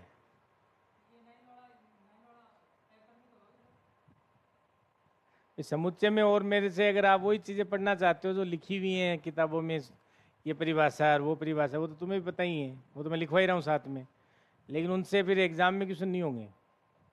अगर आप देखो, दोनों चीजें मैं पहले बता देता हूँ, पढ़ने के भी दो तरीके होते हैं और पढ़ाने के भी दो ही तरीके होते हैं। एक तो तुम्हें एग्जाम के बाद पता चले मैंने क्या पढ़ाया है, क्या कि 90% केस में बाद में पता चलता है क्या पढ़ाया था। और अगर आप ये चाहते हो कि पहले पता चले, तो वो थोड़ा तकलीफदायी होता है,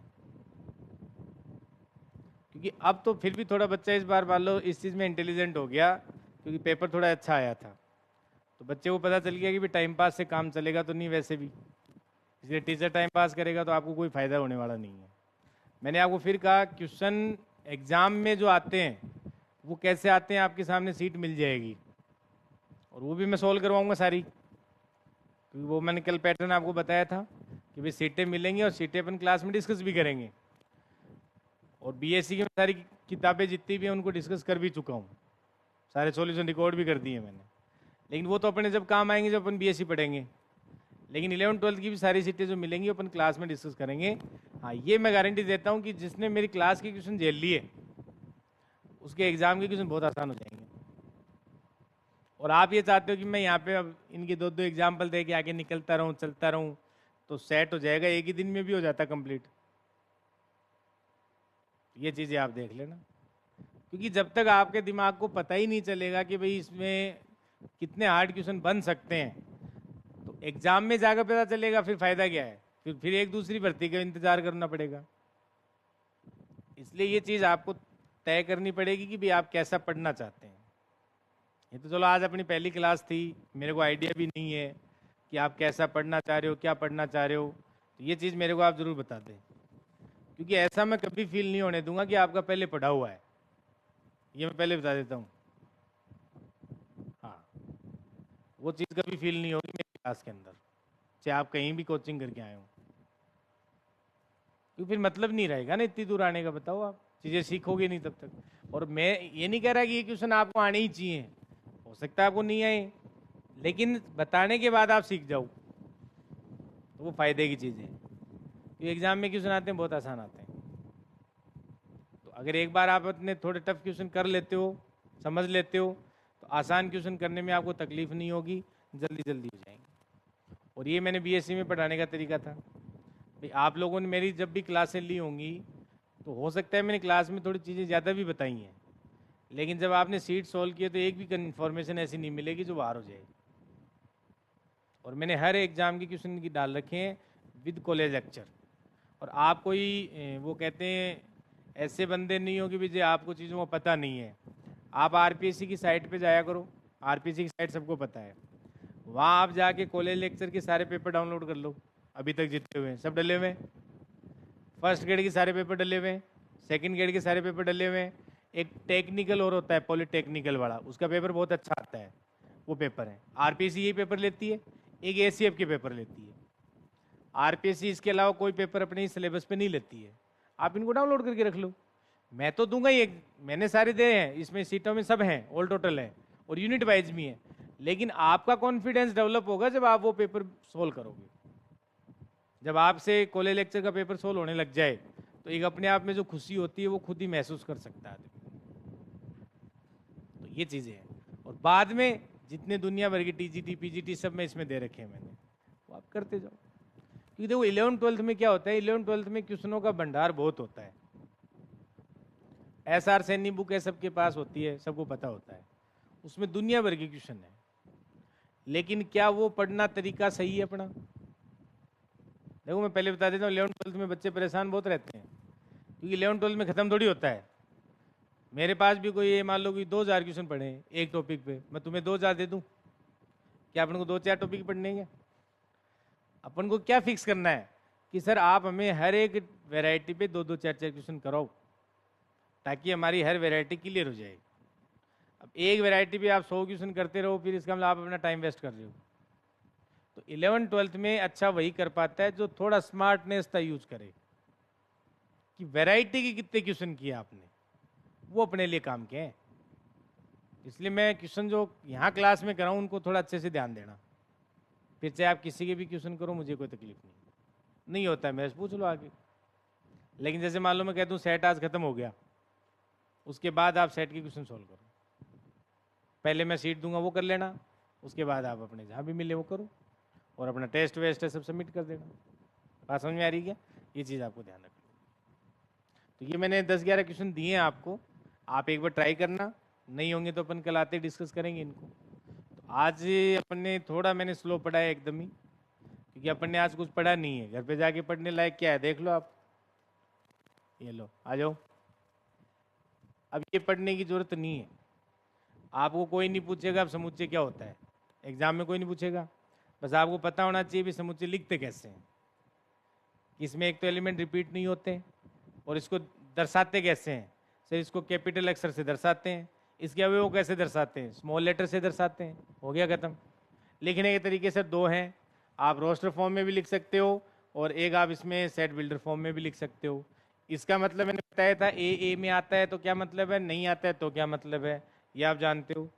इसके अलावा ये मैंने वही बताया कि भी लिखने के 2 तरीके होते हैं। इसके अलावा आपने क्या पढ़ा इसमें, समुच्चय के प्रकार। तो समुच्चय के प्रकार में अपन ने पढ़ा एक तो रिक्त समुच्चय क्या होता है, जिसमें कोई अवयव नहीं आए। अरिक्त कौन सा हो जाता है, जिसमें कम से कम एक अवयव आए, ठीक है। फिर मैंने इस पे एग्जाम्पल करवाए रिक्त समुच्चय कौन से होते हैं कौन से नहीं होते हैं। फिर हम आगे थे, एकल समुच्चय कौन सा होता है, जिसमें एक अवयव आता है, वो एकल समुच्चय बन जाता है, ठीक है। इसके बाद सर परिमित समुच्चय क्या होता है, और एक अपरिमित समुच्चय क्या होता है, जिसमें अवयव की संख्या परिमित तो परिमित हो जाता है, जिसमें अपरिमित अवयवों की संख्या होती है वो अपरिमित समुच्चय हो जाता है। इसके बाद अपने पास की सर अपरिमित समुच्चय में कुछ एग्जाम्पल हमने लिए, ये सारे के सारे क्या हैं, अपरिमित समुच्चय हैं। तो ये मैंने यहाँ पे लिख दिए। अब मैंने क्वेश्चन किस पे दिया है, इन्हीं पे दिया है कि भाई आप इनमें से पहचान के लाना कौन से परिमित समुच्चय हैं और कौन से अपरिमित समुच्चय हैं। ये अपने यहाँ से क्वेश्चन बन सकता है, काम की चीज़ है। तो घर पे जाने के लिए आप ये केवल ये 11 क्वेश्चन सोल्व कर लेना आराम से बैठ के, दिमाग लगाना कोई हार्ड क्वेश्चन नहीं है। सर्कल बनाने आते हैं तुम्हें, सर्कल की क्वेश्चन जानते हो? पहले बताओ, मैंने इसमें जो ये डायग्राम काम में लिए हैं, इनके डायग्राम आते हैं क्या आप लोगों को? बताओ, नहीं आते? मैं बता देता हूँ। जैसे आपको ये लिखा मिला x² + y² = 1 का मतलब क्या होता है सर, ये सर्कल को रिप्रेजेंट करता है। कौन से सर्कल को? जिसकी रेडियस तो 1 है और सेंटर यानी केंद्र क्या है, 0 0 मूल बिंदु। तो इसका मतलब सर ये सर्कल है, इसकी रेडियस तो 1 है और इसका जो केंद्र है वो मूल बिंदु है, ठीक है। एक तो ये दिया मैंने। लाइन दर्शानी आती है क्या आपको? जैसे मैं मान लो ये कह दूं आपको कि x + y = 1 लाइन है, तो आप इसको मेरे को ड्रॉ करके बताओ, कैसे करोगे बताओ? आपसे कोई कहते हैं लाइन दे दी मैंने, आप इसको मेरे उधर से आगे बताओ कैसे दर्शाते हो? सर एक बार x को 0 रखते हैं, तो x को 0 रखेंगे तो सर y 1 आ जाएगा, और जब आप y को 0 रखेंगे तो x क्या आ जाएगा, 1 आ जाएगा। तो ये पॉइंट कहाँ है सर, 1 0 तो ये रहा, और 0 1 कहाँ है भाई, ये रहा 0 1, और इन दोनों को मिला दो सर, ये लो मिला दो। बात समझ में आ रही है? तो ऐसे लाइन दर्शा सकते हैं। एक मैंने आपको बता रखा है e⁻x क्या होता है, लिखा हुआ है ना कहीं। तो e⁻x का मतलब जानते हो क्या होता है, बोलो सर। e⁻x का ग्राफ ऐसा होता है, ये अपन फंक्शन में फलन में पढ़ेंगे सर। ये e⁻x का ग्राफ होता है, किसका ग्राफ है ये, e⁻x का। और e⁻−x का ग्राफ क्या है बोलो सर, e⁻x का ग्राफ ऐसा होता है। ये सबको याद होते हैं, ये e⁻x का ग्राफ है और ये सर e⁻−x का ग्राफ होता है। फिर आपको कोई e⁻x + e⁻−x/2 का ग्राफ कौन सा होता है, तो सर उसमें क्या है, दोनों बना दो, ये e⁻x का हो गया और ये e⁻−x का हो गया, और इनके बीच की जाएगा वो क्या हो जाएगा, /2 का हो जाएगा। ये किसका था, e⁻x का। ये किसका था, e⁻x। मैंने कहा e⁻x + e⁻−x/2 मतलब इन दोनों के बीच का, तो सर इनके बीच का चला जाएगा, तो ऐसा ग्राफ बनेगा उसका। ये ग्राफ की आइडिया होनी चाहिए थोड़ी बहुत छोटी मोटी, बाकी फलन में अपन पढ़ते ही हैं, लेकिन ये आपको सब पहले से भी ध्यान होते हैं सबको। और log x का ग्राफ क्या होता है, बताओ। अभी जो मैंने लिखा उसका बता दो केवल, बाकी तो लॉग फंक्शन पढ़ेंगे तो बता देंगे। ये तो जानते हो ई बेस है यहाँ पे, तो सर इसका ग्राफ है वो ये होता है, जहाँ ये जो है वो 1 पे 0 देता है, लॉग एक्स है वो 1 पे क्या देता है, 0 देता है, तो सर ये ग्राफ होता है। मोड एक्स का मतलब क्या होता है, मोड एक्स का मतलब क्या होता है बोलो। मोड एक्स का मतलब है सर एक्स आप धनात्मक लेते हैं तब भी धनात्मक आएगा, एक्स को आप ऋणात्मक लेते हैं तब भी धनात्मक आएगा, मतलब सर ये ऐसा बनता है, ये y बराबर एक्स लाइन है, ये बराबर y बराबर माइनस एक्स लाइन होती है, तो ये किसको रिप्रेजेंट करता है, मोड एक्स को रिप्रेजेंट करता है। अब आपके वो सारे क्वेश्चन हो जाएंगे, बताओ। ये तो दिए मैंने क्वेश्चनों में, भाई मैंने यहाँ क्या लिखा, ई की पावर एक्स ये होता है, ई की पावर माइनस एक्स ये हो जाता है, यहाँ पे ई की पावर एक्स और ई की पावर माइनस एक्स इनके बीच की जाता है वो ई की पावर एक्स हो जाता है, सॉरी ई की पावर एक्स प्लस ई की पावर माइनस एक्स बटे 2 हो जाता है। इससे पहले मैंने लाइन कैसे बनाते हैं और ये सर्कल कैसे बनाते हैं, अब ये जिसको पता है वो क्वेश्चन सेकंडों में हो जाएंगे, आप ग्राफ बना के देख लेना। बड़ा कौन सा है एरिया, छोटा कौन सा है, वो तो डिसाइड करते ही हो। अब मान लो आपसे मैं कहूँ इसके नीचे वाला एरिया, तो नीचे वाला एरिया का मतलब क्या है, ये कौन सा एरिया आएगा सर, ये जब लिखा आएगा यहाँ x plus Y less than equal to 1, इसका मतलब ये नीचे की बात कर रहा है, और यहाँ में लिख देता ग्रेटर देन इक्वल टू 1, मतलब ये इधर वाले की बात कर रहा है सर, ये चीज़ होती है। बात समझ में आ रही है, ये छोटी छोटी चीज़ें जो पता है आप, लेकिन नहीं पता है तो कोई बात नहीं, अपन को जाननी तो है ही, इसलिए अपन को हैबिट भी डालनी है थोड़ी थोड़ी की भी, हाँ ये चीज़ अपन को पता होनी चाहिए, क्योंकि ये फेमस होते हैं, ई की पावर एक्स फेमस है, ई की पावर माइनस एक्स फेमस है, लॉग एक्स फेमस हो रहा है, मोड एक्स भी जानते हो आप, कोस एक्स का ग्राफ, साइन एक्स का ग्राफ, सब जानते हैं अपन। कोस एक्स का क्या होता है ग्राफ है, कोस एक्स का ग्राफ ऐसे होता है इसमें यूं चलता है ये कोस एक्स का ग्राफ, तो कोस हमेशा 0 पे क्या देता है 1, और पाई बाई 2 पे क्या देता है 0, और माइनस पाई बाई 2 पे क्या देता है 0, और पाई पे क्या देता है -1, 2 पाई पे क्या देता है 2 पाई नहीं आएगा ये, 2 पाई यहाँ आएगा, ये आता है 3 पाई बाई 2, इस पे 0 देता है, पता है सबको ये बात, बस ये ध्यान रखना है। और माइनस पाई बाई 2 पे 0 दे देता है, और माइनस पाई पे भी क्या देता है -1 देता है, फिर -3 पाई बाई 2 ऐसे चलता है। ये ग्राफ हैं जो अपन साइन एक्स के, कोस एक्स के, इनके पढ़ते हैं, ठीक है, तो उनकी अपन कल बात करेंगे, तो कल वो क्वेश्चन करके फिर आगे मैं पढ़ाऊंगा, जिसमें घात समुच्चय अपन पढ़ेंगे जो अपने लिए इंपॉर्टेंट है, वहाँ से क्वेश्चन आता है। पहला क्वेश्चन जो आएगा आपका वो आएगा घात समुच्चय से, और आता ही आता है, तो उसको अच्छे से तैयार करेंगे, ठीक है।